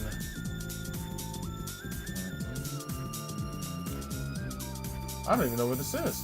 Okay. D. Media, photos, donuts, and done. Finally. Okay. Back to the program. And that's not the program. That's the program. Yes. Alright, cool.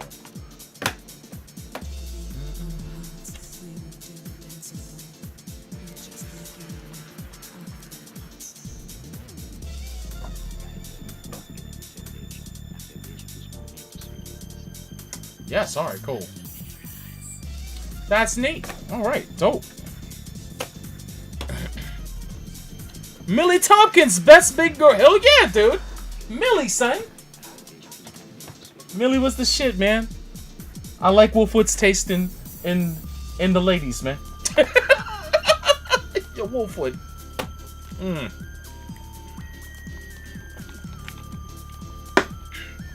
All right.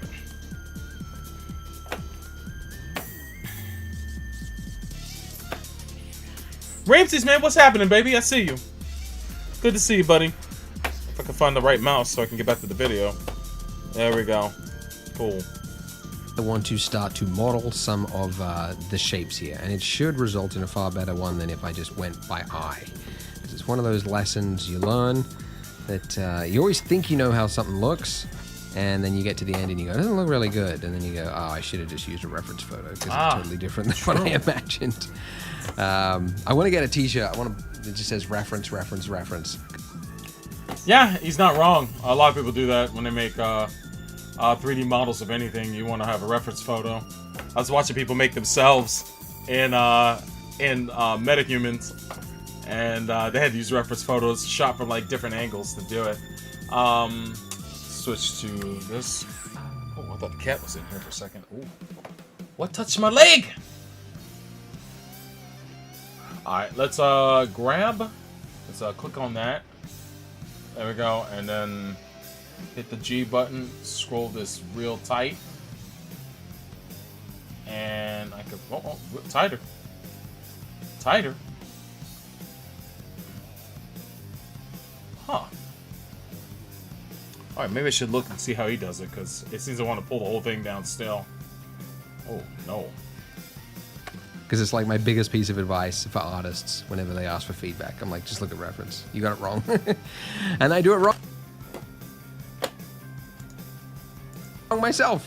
How's it going to the blender in? It's going alright, man. It's not too bad, man. Yo, Rob says, see, I'm just collecting reference material. That's how you get them. That's the loophole, right? That's the loophole. SBR is looking to switch careers in these troubling times. CG porn is apparently a booming industry. He's done his research, man. I've seen some things. That much I can tell you.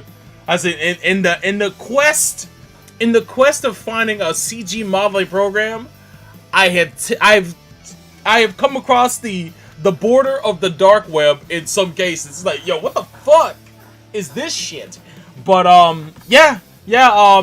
I know that I know one name comes to mind that I've seen some of his stuff, and it's also come up in advertising, right?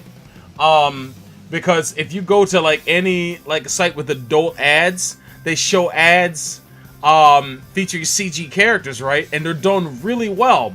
And I found out there's a guy that does them really well, and his name is General Butch. General Butch is like, no joke, that guy is like top tier shit. It's like, yo, how is he doing this? Like, word? Like, it's amazing. He's put out some stuff. You look up General Butch, don't do that shit at work, please. You will be fucked. But yeah, he's ace. He's real ace. And yeah, that's what's up. That's what's up. But yeah, General Butch, man. That guy's getting paid out the frame. I am 100% certain. That guy's no joke. He's getting paid to make ads for adult websites? Yeah, man. He's making some cash for real. Anyway, so to make this gloopy bit, you probably see that if I like grabbed one of these pieces and I like moved it down, yeah, it looks jagged. There's not enough detail here to create that bit. So what we need is more detail. So I am going to apply our subsurf, okay? So to apply anything, it's best to put it before put it to the top, because that's essentially what it's going to do. It has to apply it, and then it's going to be reading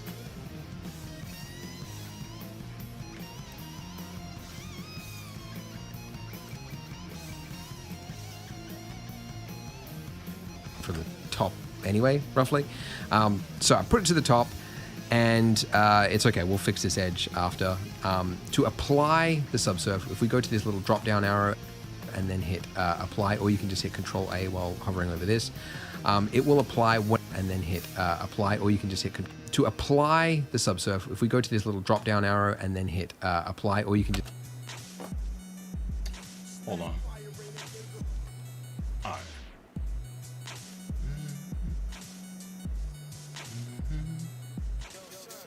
Where is it? Okay, there we go. All right, there we go. Just hit Control A while hovering over this. It will apply whatever is in the viewport amount, not the render amount, but the viewport amount. Okay, so I'm just going to, I'll just hit Control A or hit apply. And now, whoops, why is that? Okay, all right. You can see that we now have double the amount of there we go. Our vertices on it.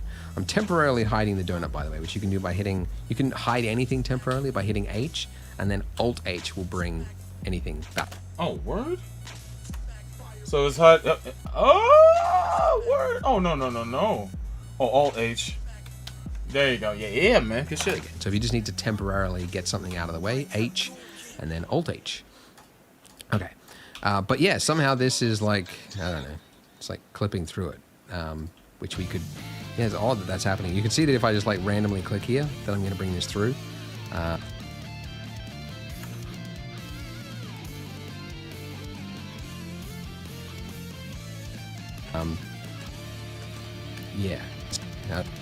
then Alt H, anything back again. So if you just need to temporarily get something out of the way, H, and then Alt H.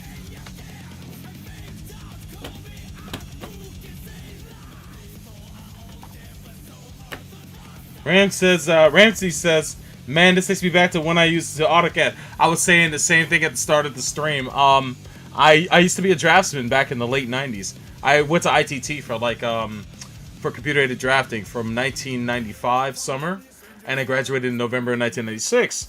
And I was working in the drafting industry for about a year and a half at different places. And then it just, things got tight, and I got laid off at a particular place, and then I got into working at call centers. But when I worked at a particular firm, they had access to AutoCAD as well as 3D Studio. So I would mess around with 3D Studio a lot. I'd stay after work to mess around with 3D Studio for hours sometimes. I'd be there forever because I didn't have access to like a regular computer at the time. So to be able to browse the internet without any kind of what's the word, restrictions, you know, and we were on ISDN at the time, which was faster than dial-up, but it wasn't broadband because we didn't really have broadband yet. But there was a lot I could do at work once the work was done, and so I would rock that shit, and I would go online and find out like new stuff for 3D Studio and start rendering just simple objects and start messing with them. But 3D Studio was super involved, and you could import whatever you worked in AutoCAD into 3D Studio. So I would make like a house floor plan, bring it to 3D Studio, and then try to put the house in 3D. And it was a lot of work, but you know I was getting far until I lost that job, and then I never went back. So messing around with Blender, it's worlds easier than 3D Studio ever was. Not to shit on 3D Studio, because that was like that's the industry standard for a lot of, well, it was for like a lot of CG animation for quite some time. I'm sure they moved on to other programs or proprietary programs in company for like places like Pixar and whatnot. But yeah, man. If anything, that was the program at one time. All right, let's get back. Okay, but yeah, somehow this is like, I don't know, it's like clipping through it, which we could. Yeah, it's odd that that's happening. You can see that if I just like randomly click here, that I'm going to bring this through. Yeah, there is another way, which I'll show you. We're going to use a shrink wrap modifier next, but I want to do this in order to just sort of show you sort of like the problem-solving way of doing things. But anyways. All right, let's find where it was I was going to make that gloopy bit. It doesn't really matter. I can just do it right here. Okay, so I'm going to make a little bit that goes down. This bit over here, this bit can go down even further. Like, oh, no. Go back. All right.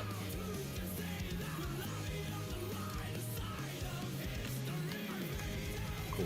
So I hide it, and then go to...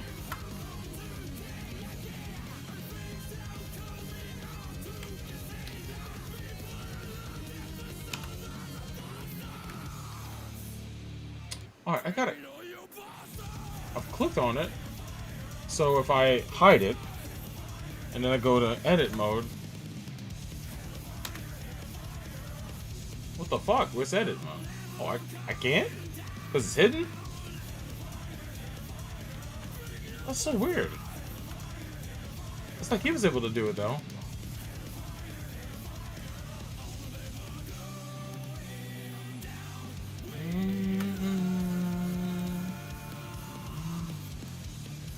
Huh.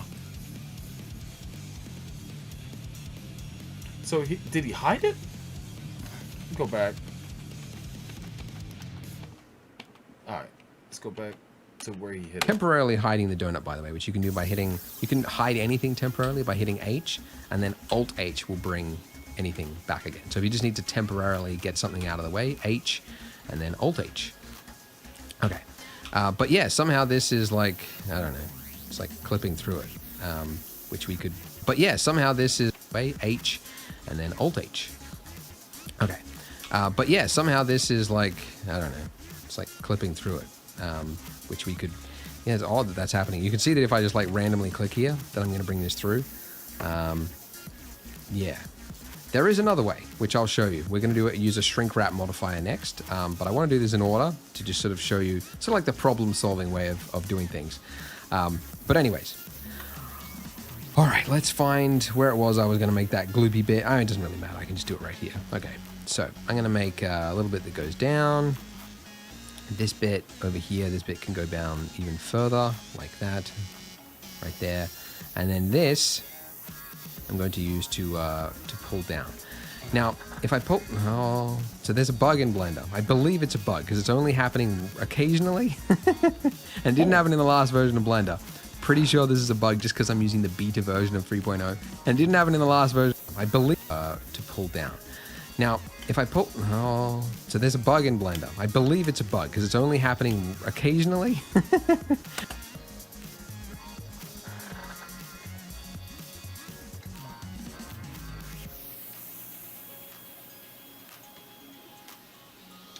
How small was this? And didn't have it in the plugin to use like that, right there, and then this, I'm going to use to pull down. Now, if I pull, so there's a bug in Blender. I believe it's a bug because it's only happening occasionally, and didn't happen in the last version of. I do that. Really matter. I can just do it right here. Okay, so I'm gonna make a little bit that goes down. Yeah, it's pretty big. All right.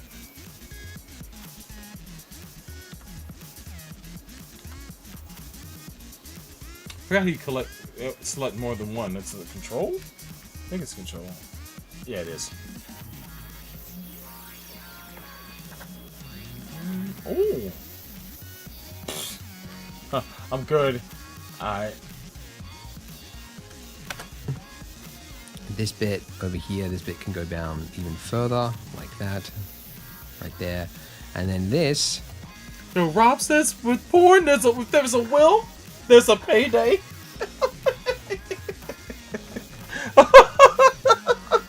Hey man, it's been lucrative. I'm going to use to pull down. Now, if I pull, so there's a bug in Blender. Huh? I believe it's a bug because it's only happening occasionally, and didn't happen in the last version of Blender. Yeah, pretty sure this is a bug just because I'm using the beta version of 3.0. For some reason, it is selecting the through my mesh, which should not happen, but it's happening right now. It's very irritating. So I'm gonna have to report the bug after I finish recording this. But anyway, it just means I have to be careful. If I pull this down, you can see that yes, it's the other thing I wanted to do after the solidify modifier now is add another subsurf modifier so that we get that smooth edge back again. Okay, but if I move it down, it Oh, I don't think I have one on this. I don't know where it went, but add modifier. Sub, there you go. Alright, cool. That should smooth this out if I was to switch back. Yeah, that's better. I was about to say. This shit was looking jaggy for a minute. Alright, cool. It's got it set to 1 and 1. I think I got 1 and 2. Okay, let's do that.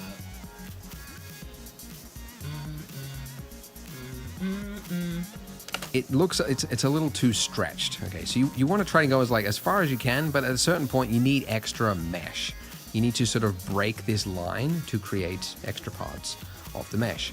So the way to do that is to extrude. So if I select part of my mesh here, let's say 3 points like that, and I hit E, that will extrude. So I now get extra faces, extra vertices, and because this is turned on, it should also Word?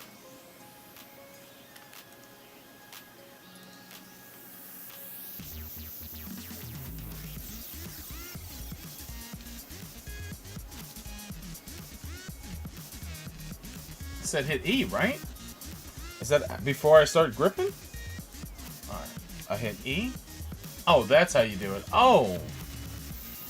That's interesting.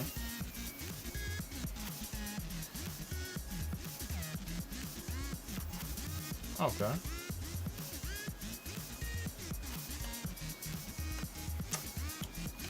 I don't like how that looks though.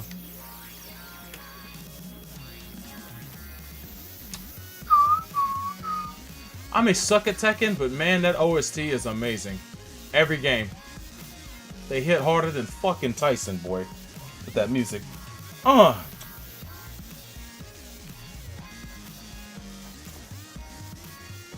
Cooking with that Roger Troutman technology right there, man. That cameo. Woo! Alright, let's G at. G? No, hit that E though. E. Oh shit.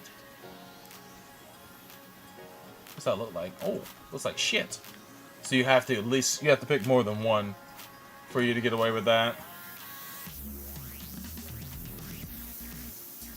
Let's see. Let's just grab these 3 right here. Uno, dos. What's control? Dos, trace, and then hit the E. E money. Alright, cool. Set that right down there. What does it look like? Looks like poop. How does he do it? Automatically snap to the face underneath it. Right. And I'm going to do it again. Let's just make an extra long gloopy bit. Oh, shit.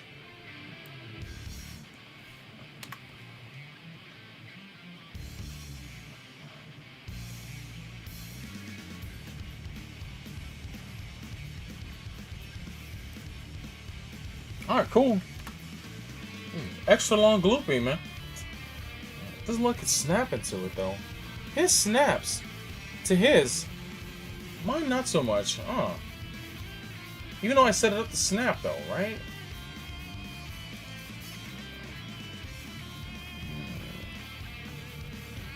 Okay, so you can see that is a totally different look, right? You've got this bit that is now like free flowing down there rather than feel like it's like stretching an edge. So modeling is, I mean, that's really like a big part of modeling is understanding topology and like where to, add more detail where you need it and where not to, etc. I'm just pinching these in, by the way, by grabbing 2 points and then hitting S. Oh, shit. Yeah.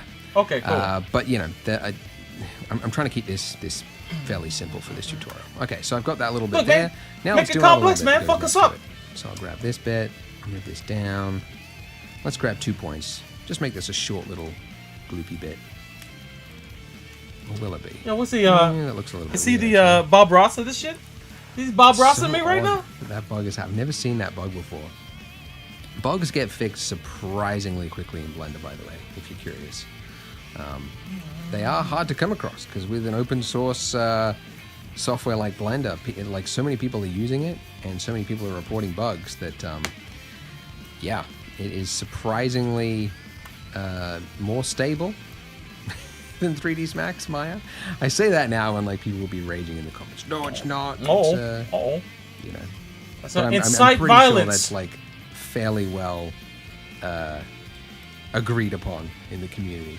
But anyways, not to toot Blender's horn because it's definitely not perfect, but it does seem to be fairly stable. That's one of its good great points. All right, and you know what? I might make another little gloopy bit over here. I don't want to make this, these parts too long, but I do want to make this look good, and I want to show you sort of the thought process that goes into it. Because some people will then... I'm going to get more Blaze Blue why on my does playlist. this donut tutorial take... why does it take 6 hours to make a donut? Well, it doesn't.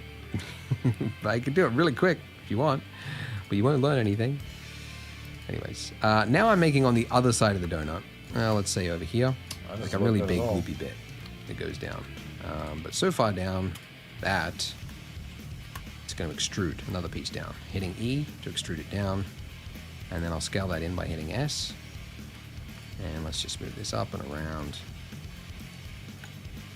All right, that's pretty good. And then I'll make this bit next to it, because that seems to be a common thing. When you've got one gloopy bit, there's another bit that's right next to it. I don't know if that's true or not. Just sort of making it up as I go. Okay, cool, awesome. Well, let's just say we continued that all the way around, but you could fine tune it and make it look as good as you want. Now, another thing to learn is that donuts, unlike this one, I mean, this is actually pretty good, but you could see that the edge, like the donut shape, something happens in the middle of it, okay? And you might be able to see it in other reference photos. But basically, usually it's like divoted. It's like it's fat all around it, and then this part on the edge, this one's probably a clear photo, it sort of cuts into it a little bit. And the reason for that, I actually recorded a video that I'll put on the screen here. The reason for that is that when it's cooked, it's put into a fryer. It sits and it just like no, I don't want to fuck the donut, man. Word? Is submerged in this and then it fryer, and then flips, and then they do the other half. So the part that's like resting on the surface of the oil usually is cooked less, because I guess the oil is less hot, I guess. But I guess it would depend on the buoyancy of the donut, so maybe it doesn't happen all the time.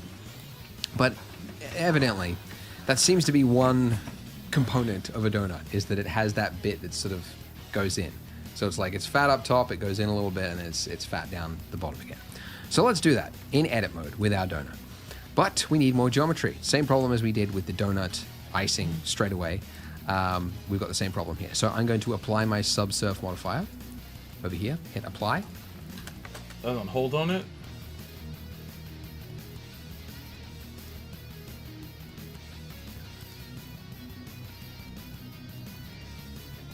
Now I've got double the geometry, and I don't need to add another one because I don't really need it right now. I'm going to apply my subsurf modifier over here, hit apply.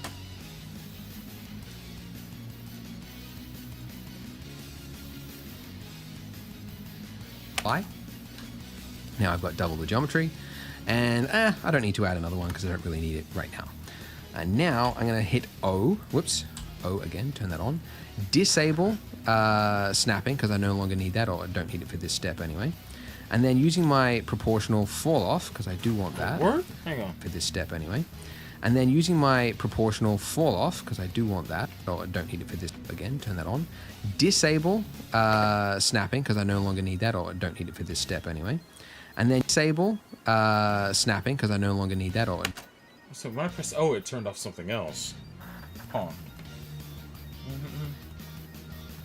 What is this? Proportional editing, okay. Alright, cool. Don't need it for this step anyway. And then using my proportional fall off, because I do want that, I'm just going to make it like a little bit flat on the inside part here.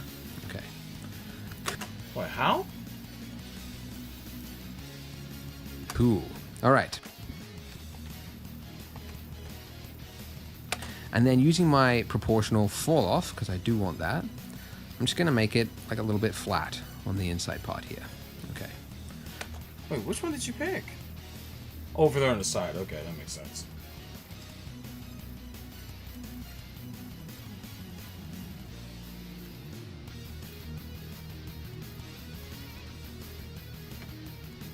Oh, hang on, I fucked up.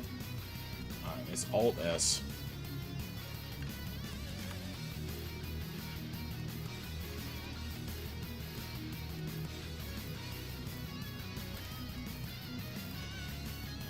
Let's try this.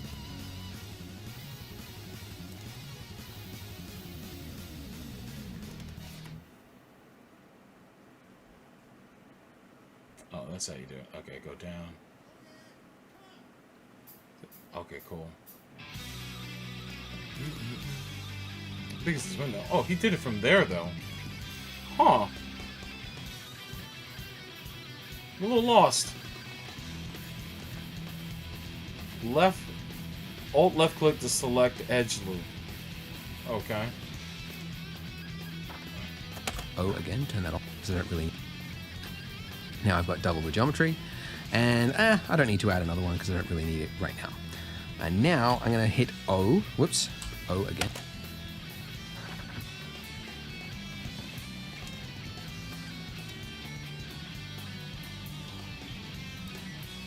Oh, okay, gotcha. I see.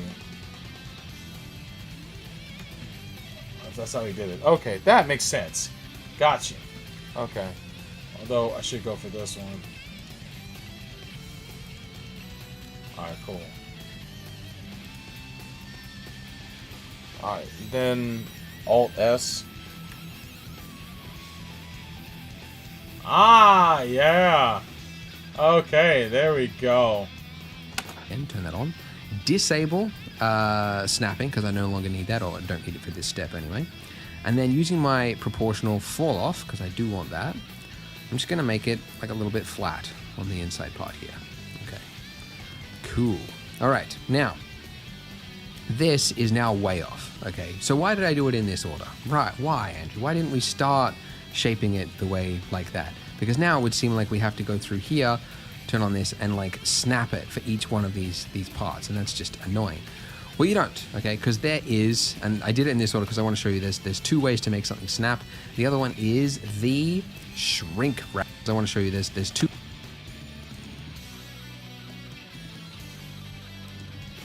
Oh.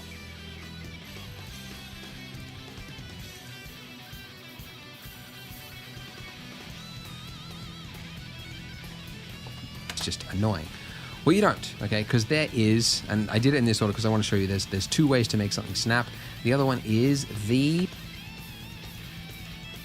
shrink wrap modifier. So the shrink wrap modifier, if I click this little target eyedropper here, the eyedropper, whenever you see that, it just means click it and then select on your viewport which object you want to target. You hit that.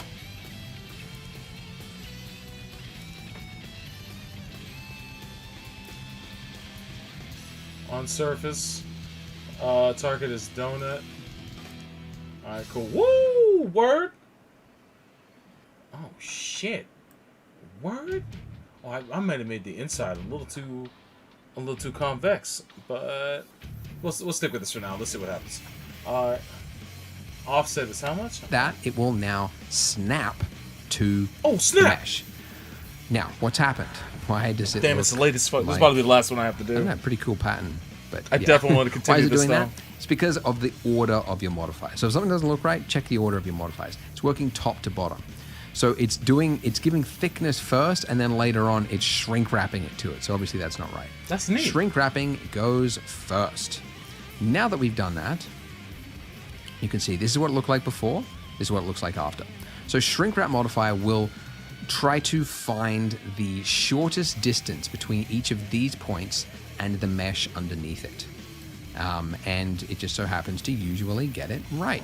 This is what is first, and then later on it's shrink wrapping it to it. So obviously that's not right. Shrink wrapping goes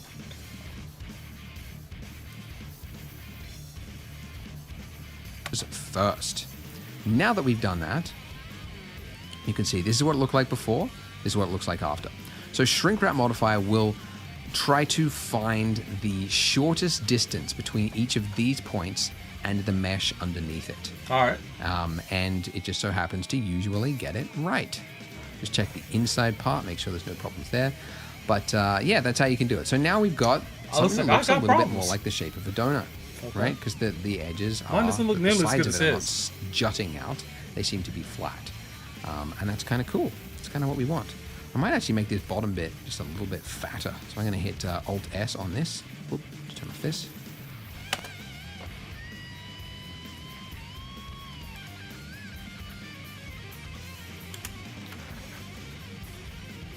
What the fuck? Why can't I go into edit mode now? Okay, there we go. About to say. It was Alt and then left click, right? Hold on.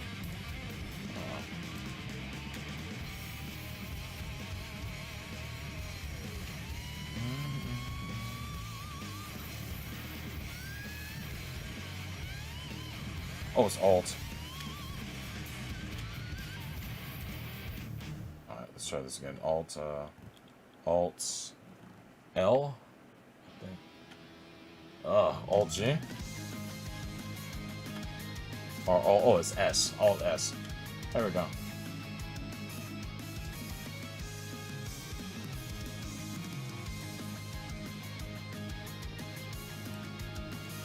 Alt S, just make this a little bit chunkier. Just add a little bit of interest to it. And then, yeah, just go through it and continue making your icing droopy like you want. Now, this was one way to do this droopiness, and it's okay, but it doesn't look as good as it could, right? Because when this drip goes down here, you can see that it becomes more bulbous, right, as the liquid. Yeah, well, mine's going into the donut, and we are missing that. We are going to do that in the next step, the next part. Okay. We are going to jump into sculpting. So just basically create the basic sort of form that you want. My donut looks like more detail and learn about another tool of Blender, sculpting, in the next part. So go ahead, click here on the screen, and I will see you in the next part. Well, you at least put a part 5, so that's up down. See why? All right, cool. Well, I'm gonna have to stop here because it is late as balls. Let me save what I got though, so I'm gonna do that right now. But yeah, Blender Guru, man. This has been relatively smooth, man. I don't like the look of it, so I'm gonna practice and see if I can make a better donut leading up to the next time I do this.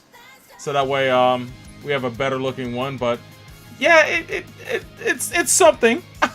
But I learned a lot about how the program functions, and I like this this image comparison tool. So if I don't have an extra monitor, which I do, I have one like to the left of the one I have up at the top of my screen.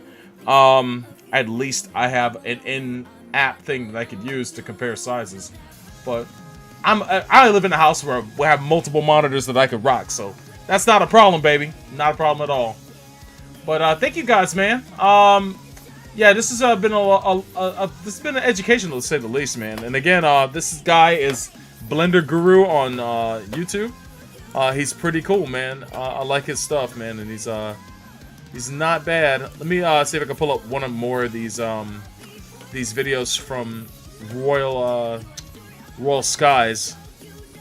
This is one he put up recently that was really interesting. There we go, free anime style character. So I know it's been. Whoa! All right, I'll pull this up real quick so you guys can see this. All right, there we go. Let's go here. Let's blow this up.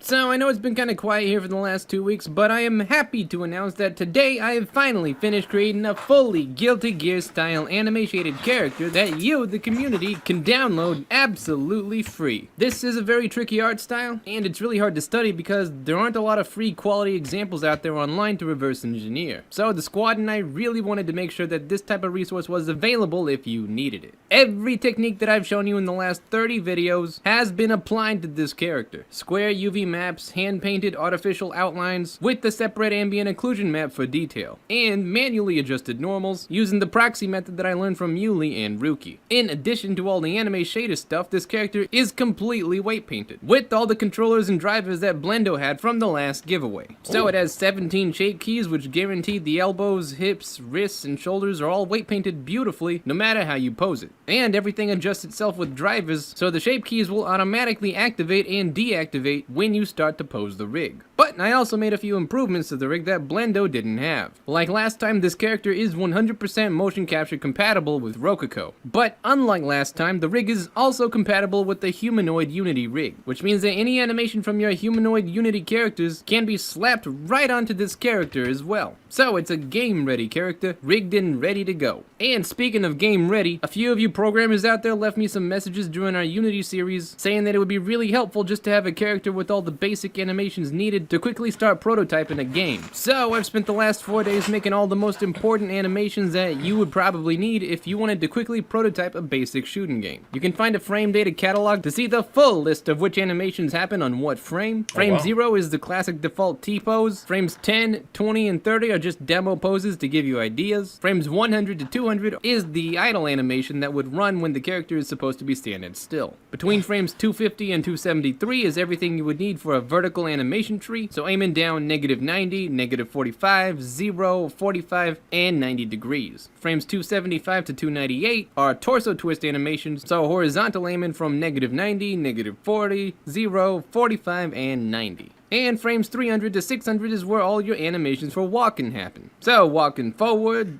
forward right, so RoboCop, right, man. back right, back, RoboCop with back anime. left, left, and forward left. Frame 700 to 730 is jumping. Frame 750 to 850 is free falling. So anytime the character's feet are not touching the ground, probably best to transition to this animation. And frames 900 to 950 is landing from a jump or fall. I really wanted to put a few more animations in, but unfortunately I ran out of time. But these are usually enough to quickly start prototyping a game. And again, because it's Unity compatible, even if you don't need the character, you can apply these animations to any humanoid Unity character instead. Also, please understand that just because this is free doesn't mean I put any less heart and soul into it. This is probably the most detailed anime shaded character that I've ever made. And just to give you an idea of how much I would normally charge to make a character like this, if this was a commission job, I typically charge a standard hourly fee based on the kind of work required. For a character like this, the primary skills needed were modeling, rigging, and animation. 3D modelers in America make an average salary of $64,000 per year, or $31 an hour. Competent riggers generally make about $25 an hour, and the average 3D animators make about $30 an hour. But I've been animating for 10 years, so I actually charge $37, especially if they need motion capture. So if you break the numbers down, modeling and square mapping the character took me about 32 hours. Took me about 11 hours to redo the rig and make it compatible with Unity Humanoid while still keeping it motion capture compatible, and about 33 hours of animation. Also, I would normally charge extra for creating and texturing the weapons and props like his gun and a knife, but let's just pretend those don't exist. If you add everything up, this character would normally total for almost $2,500. But because there are 300 awesome people supporting the channel each month, you guys get to have it all for free. The support squad and I really wanted to make sure that you guys had a quality resource to learn from, and I really did put everything I had into this character. It's got everything that I would personally want if I was to use it in a real project. So he's there for you if you ever need him. I designed this character as a futuristic sci-fi interpretation of a neutrophil, which is kinda like a white blood cell that defends your body against infections. I thought Cells at Work had a cool idea by giving them knives, so I kinda just gave him 5. But something cool to remember is he is designed to be modular, so he's compatible with all the assets that I'll be releasing when the game is complete. So when the game is over, you will be able to really easily modify or create your own armor, swap weapons, or mix and mash different parts to make your own new unit. Your imagination will be the limit. Anyways, hope you guys enjoyed the character, and I really hope he helps you understand how this shader works. If you like him, please consider leaving a nice comment and maybe a 5-star review on ArtStation. It's free and it really helps our channel grow. So again, hope you have fun, thanks for watching, and as always, hope you have a fantastic day, and I'll see you around.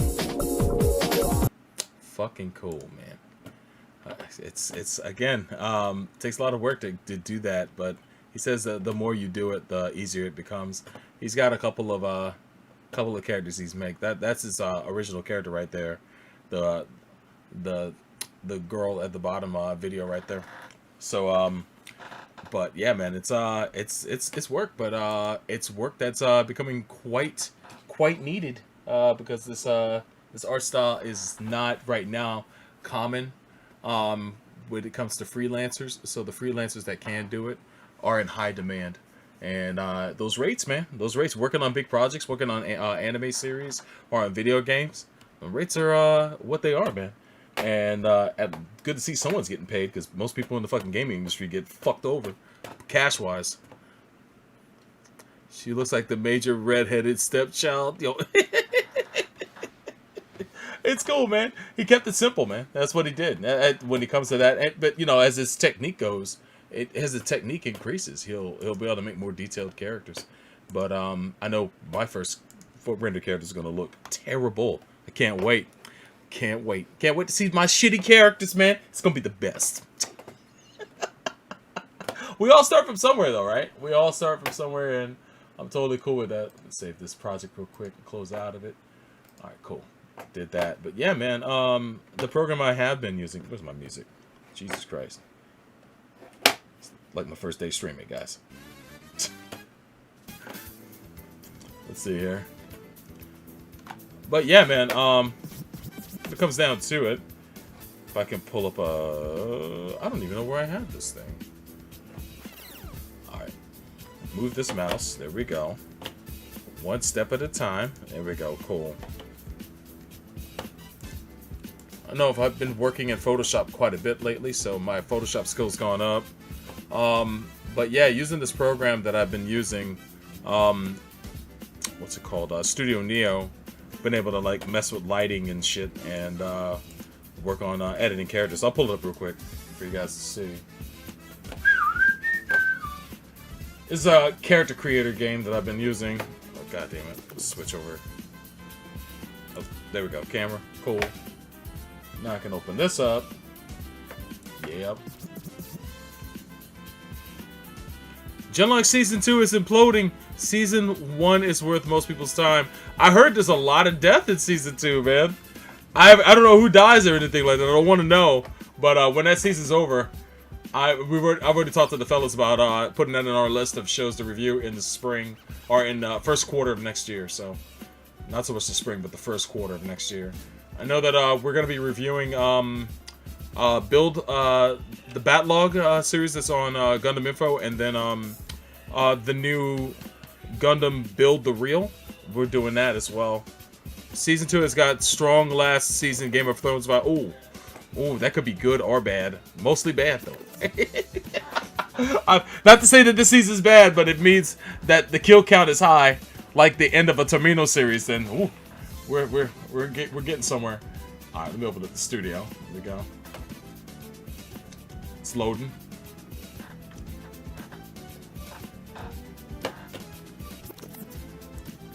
Gotta find that link for that free Guilty Gear character.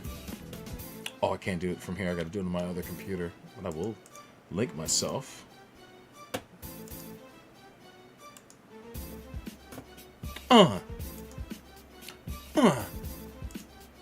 Let's go. There we go. Good shit. Alright, back to notifications. Alright, cool. Let's bring this up.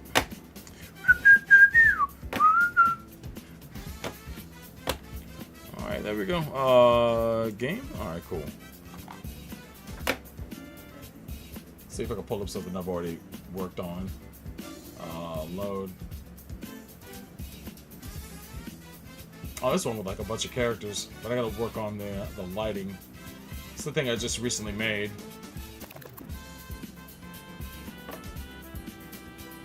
Gotta wait for it to load. It's thinking, like the Dreamcast.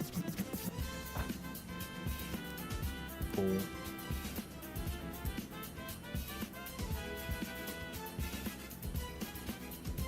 There we go. Oh, wrong one. There we go. That's the third one. I gotta change the lighting a little bit. It's a shortcut I learned about the lighting changing, which is to go to a stage that has different lighting. So I can find the one that has the best one for this. Where is it? Been fucking with this program for a minute.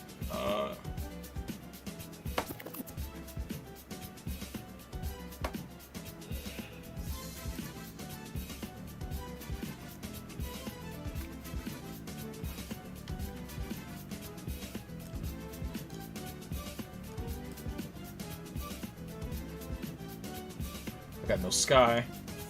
Fix that. Find.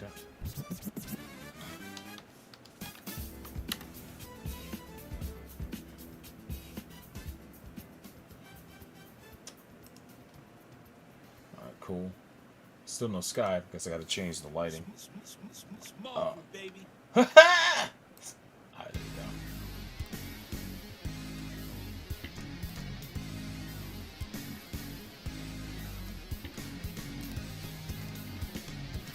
Oh, I gotta work on that. Where is it? No.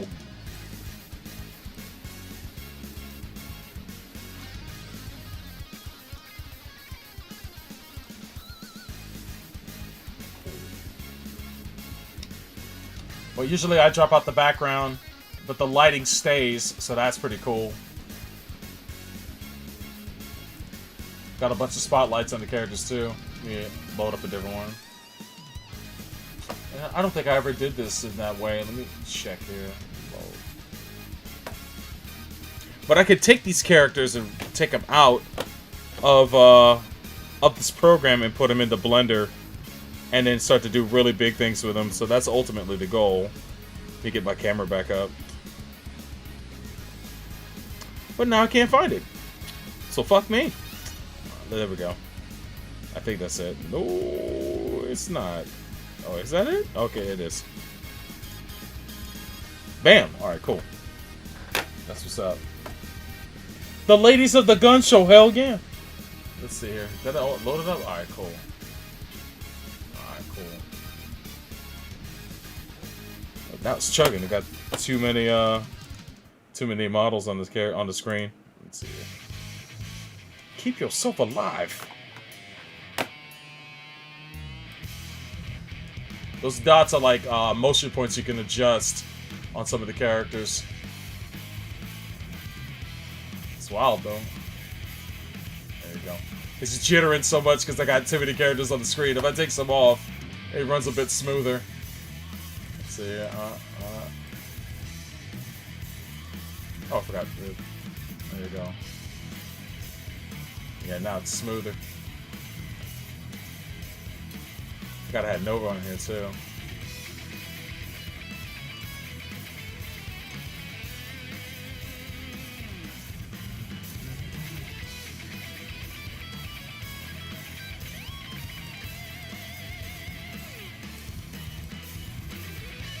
Not bad. Oh, it is jittering like crazy. Good lord. Not bad. It's a lot of fun though. It's a lot of fun messing with this, man. It's just, it's limited on what you can make and can't make. And, you know, you want to get to the point where you start designing clothes. I figured out how to import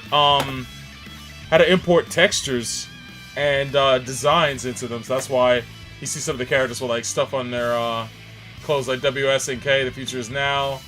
That symbol is actually the Japanese symbol for Saturn. If I turn around back here, that's the kanji for Phoenix. Athena has one on her back too. That's right there, that's Venus.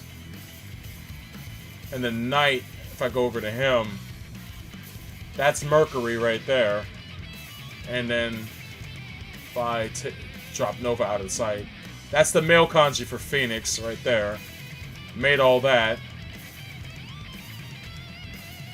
And then she's got Xena. If I go drop Kai out of the lane. She's got that's female Phoenix. And Athena should have female Phoenix on her back too. She does. And so does Athena. Sorry, so does Idrina as well. So took a lot of work, but I was able to pull that all off and add that into the game, so that worked out well. But that's all baby steps, man. Using Blender is like the real fucking goal, because then you could just practically make anything. Not only just characters, but like buildings and sets and weapons and all that shit. It's fucking possible, man. And of course you got communities making things too, so that's what's really cool. And then, you know, people start exchanging models and shit like that, and then you're able to retro engineer them. And a big thing when it comes to that style is lighting, which of course none of these characters are in the cell shaded style, but once I start to work on that, lighting is like the biggest thing that sells it, so you have to kind of figure out how all that works, and that's probably going to be the bitch of it all right there. The modeling part I don't think I'm going to have a problem with. It's the lighting that's going to be the bitch, man. Yo, Chutinyu, how you doing, man? Good to see you, buddy. It's been a minute, man. I think you came out to the last major stream, but it's always good to see you, man. Hope you're doing well this weekend, man. Let's see if I got another one loaded. Got a ton of these. Oh, this is some of the ones I was doing.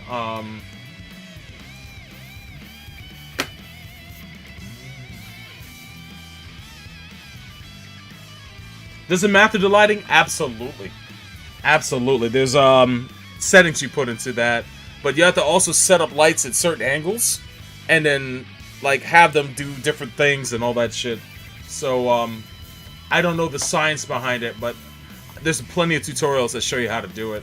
But some of it is still being discovered and still being worked on. And some people who know how to do it don't give you all the secrets either. So people like Royal Skies, they're trying to kind of backwards engineer what they can and then go from there. So yeah. Oh, art. Oh, that's what they call it. Oh my god. Yo, this actually I had to put a lot of lights on her. What I ended up doing is if I could pull it up here, because I made a bunch of cards kind of just as a test thing.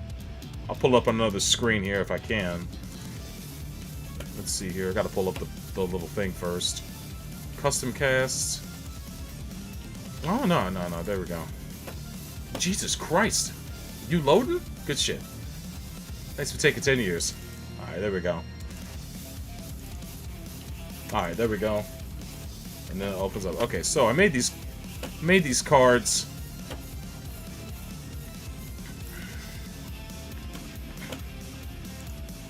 Just kind of a test run to see how they would turn out.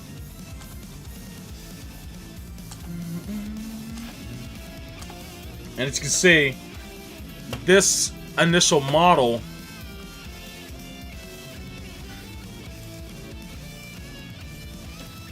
was the basis that I used Photoshop to put in the lightning and all that shit. But I was to go to Joan, go to animation, go to outfit.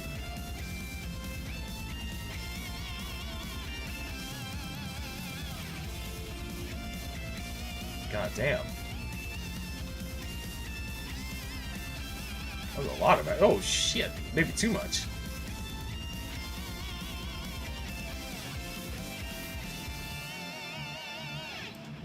Oh yeah, I forgot I made this.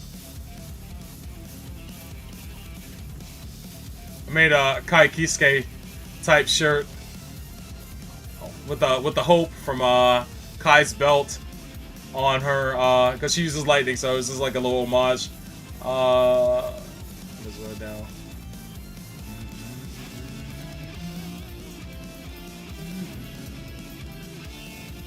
Let's see what else. Oh, the price is right.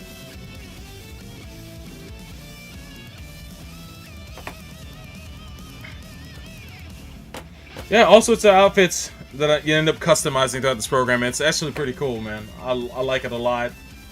It's a deep hole that I could fall into when it comes to this, but sometimes I gotta remember I gotta write too.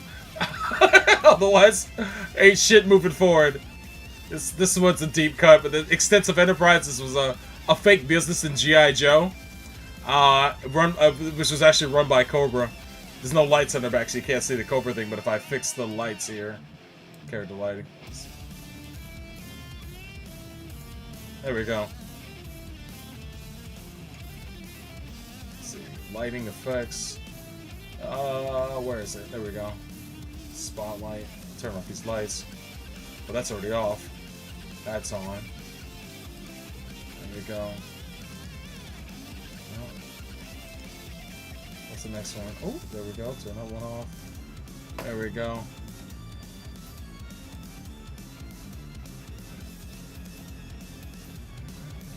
Alright, cool.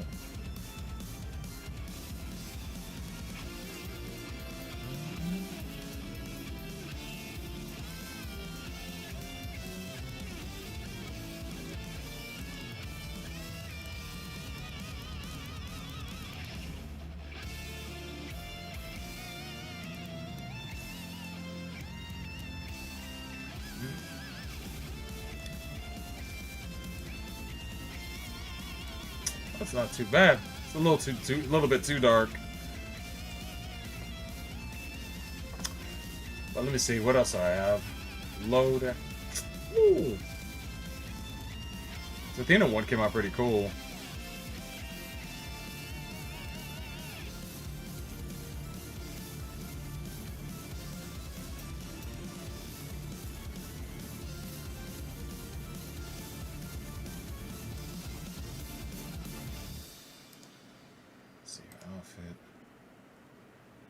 Already all the way at the bottom, I think, yeah.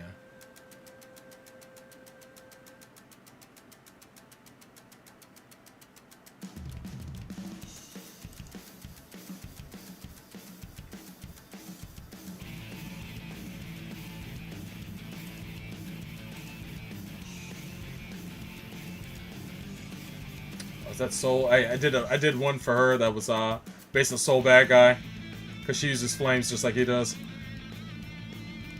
That's cool. 2 free though. 2 free.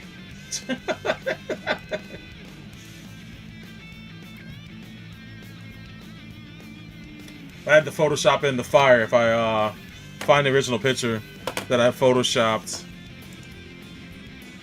Let's see here. I gotta go back. Close this. Go back to capture. Oh, no. Character sheets. Where is it? Special effects. There we go.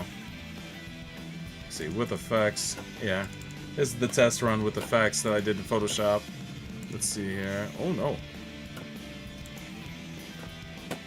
There we go.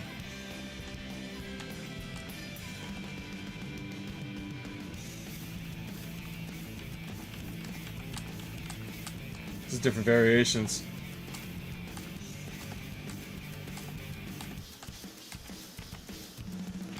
So I ended up using for Knight on his card.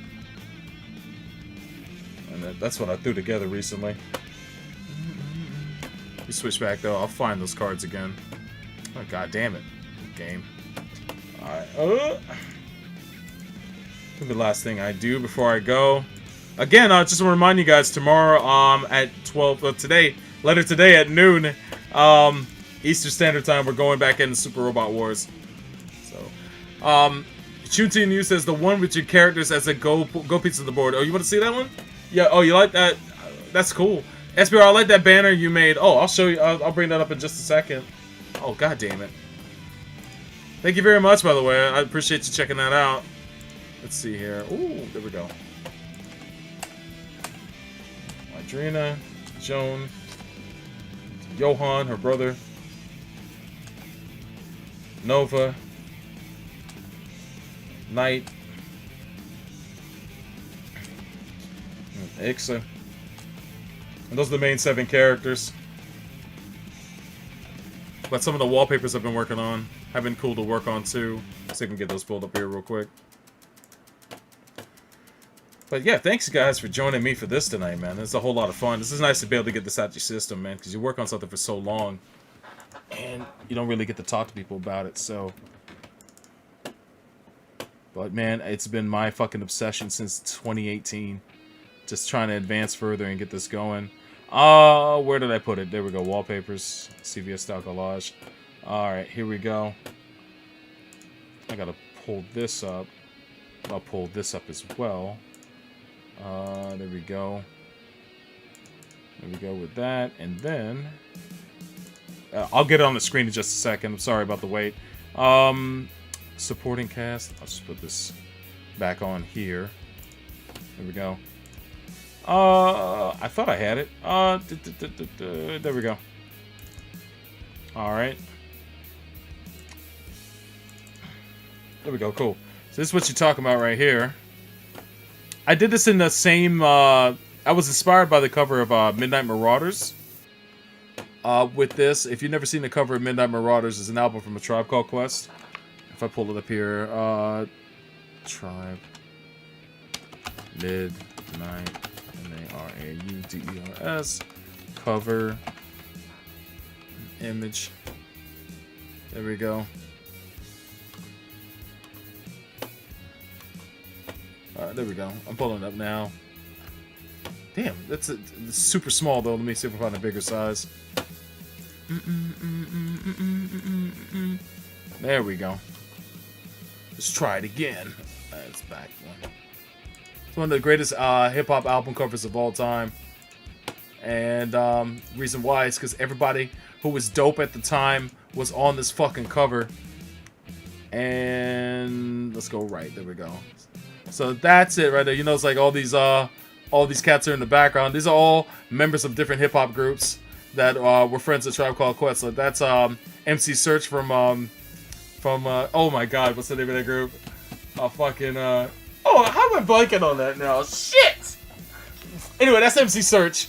You know, you got like, I think Tupac's on one of these covers. I gotta see if I find the other one. Tupac is somewhere on one of these.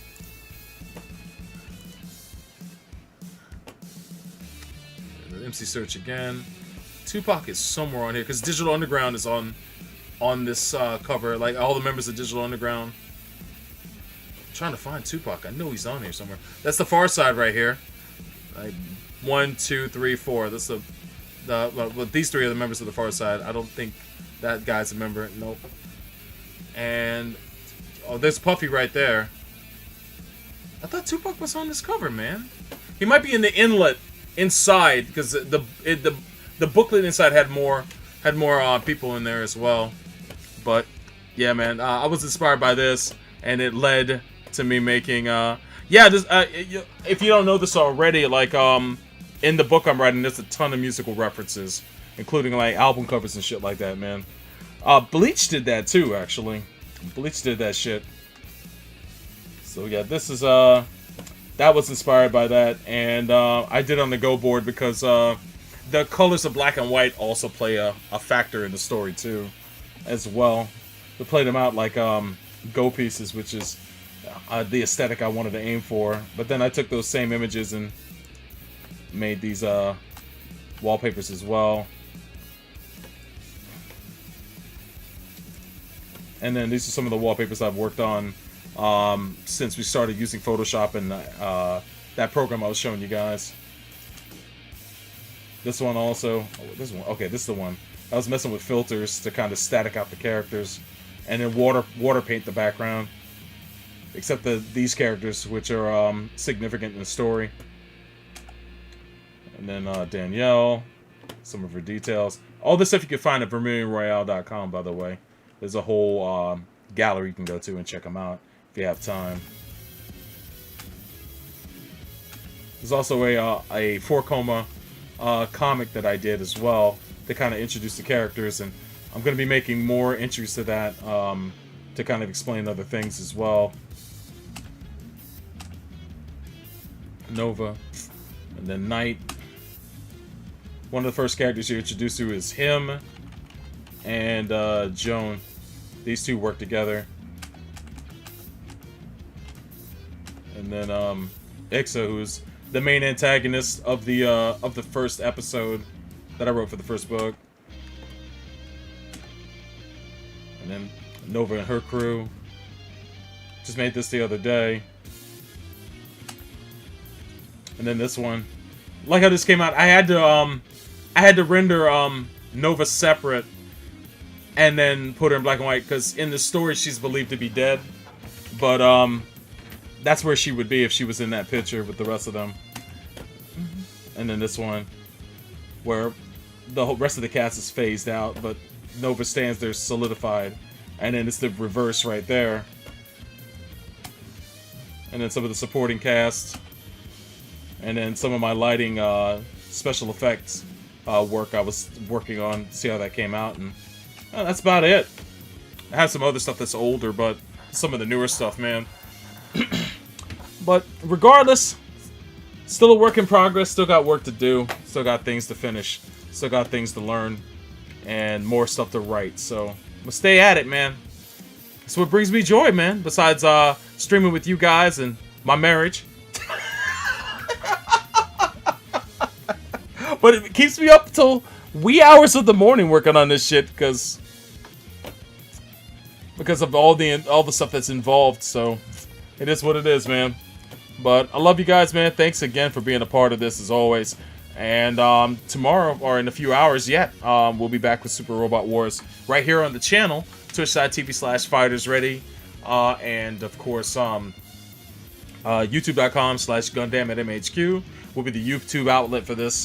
You can run back this archive on youtube.com/Shinjuku Station, or you can watch the archives here on twitch.tv/FightersReady, or over on Trovo, which my first stream on Trovo is tonight, and that's Trovo, Trovo. You can see right there on the screen where it says "Time to Make the Donuts." Also live at Trovo.live/SoulBroRyu.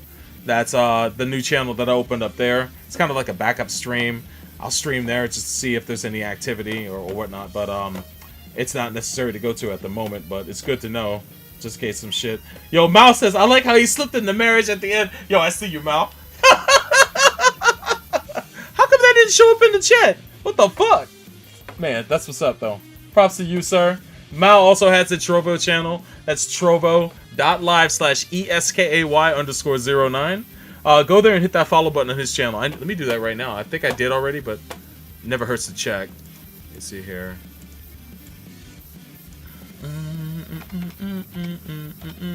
Trovo.live/ oh, there he is. Right there. If I hadn't followed it, it's about to get followed right now. Bam. Followed. Done. We got him. We got him. It's finished. What the hell is Trovo? It's a new streaming site. It's rolled out. People are rocking it there, man. It's always good that there's competition, especially for Twitch, because Twitch is fucking, they're like the monopoly on streaming. So I'm always happy to see when like competitors show up, and I hope that Trovo does catch on, so that way Twitch doesn't fucking exploit their fucking creative talent and treat them like shit like they have been for years. Already tough enough to kind of get anywhere on Twitch, but I'm glad to see that someone's giving them shit, so that's good. So we'll see if they blow up, man. Mal says, thank you, sir. You're welcome, sir. You're welcome. But yeah, let me pull it up real quick. I'll show you. Mouse Trovo is right here. That's it. It's pretty cool, man. Let me see if I can pull mine up, and hopefully it'll be muted when I do. If not, well, we're going to get a little bit of feedback. Oh, that would be incorrect.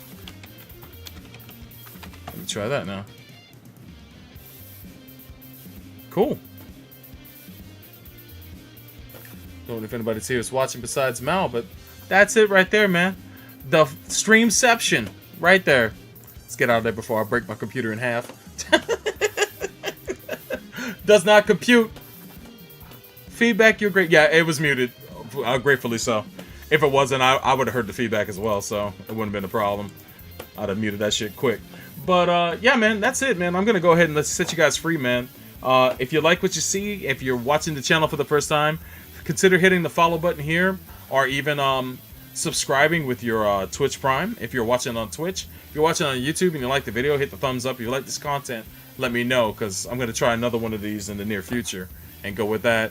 Oh, he said, no, that joke I gave you was the... Oh, Lord. You're great. I see you. I see you. I'm so dense, man. I'm so fucking tired. Jesus Christ. But props to you, Rob. It's always good to see you, man. Let's see here. I see we got some Russian people in the YouTube chat. I'm not sure what he's saying, but it is what it is. What else? No, that's it, man. I'm gonna go ahead and rock out. I'll set you guys free, man. But thanks again for tuning in to this Blender 101. Can't wait to finish this donut, man. But I will catch you guys later, man. Take it easy.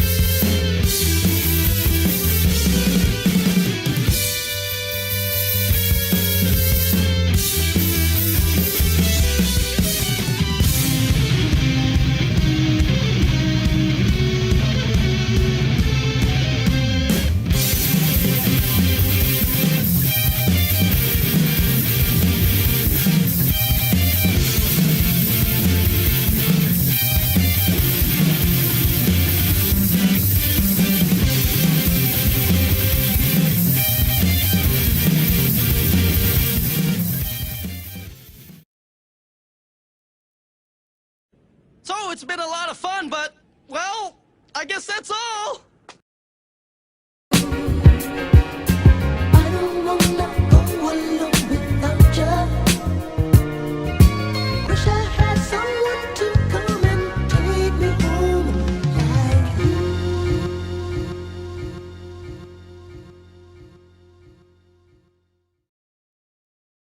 Mankind knew that they cannot change society. So instead of reflecting on themselves, they blamed the beasts, heaven or hell. I saw your combo last night. Nice.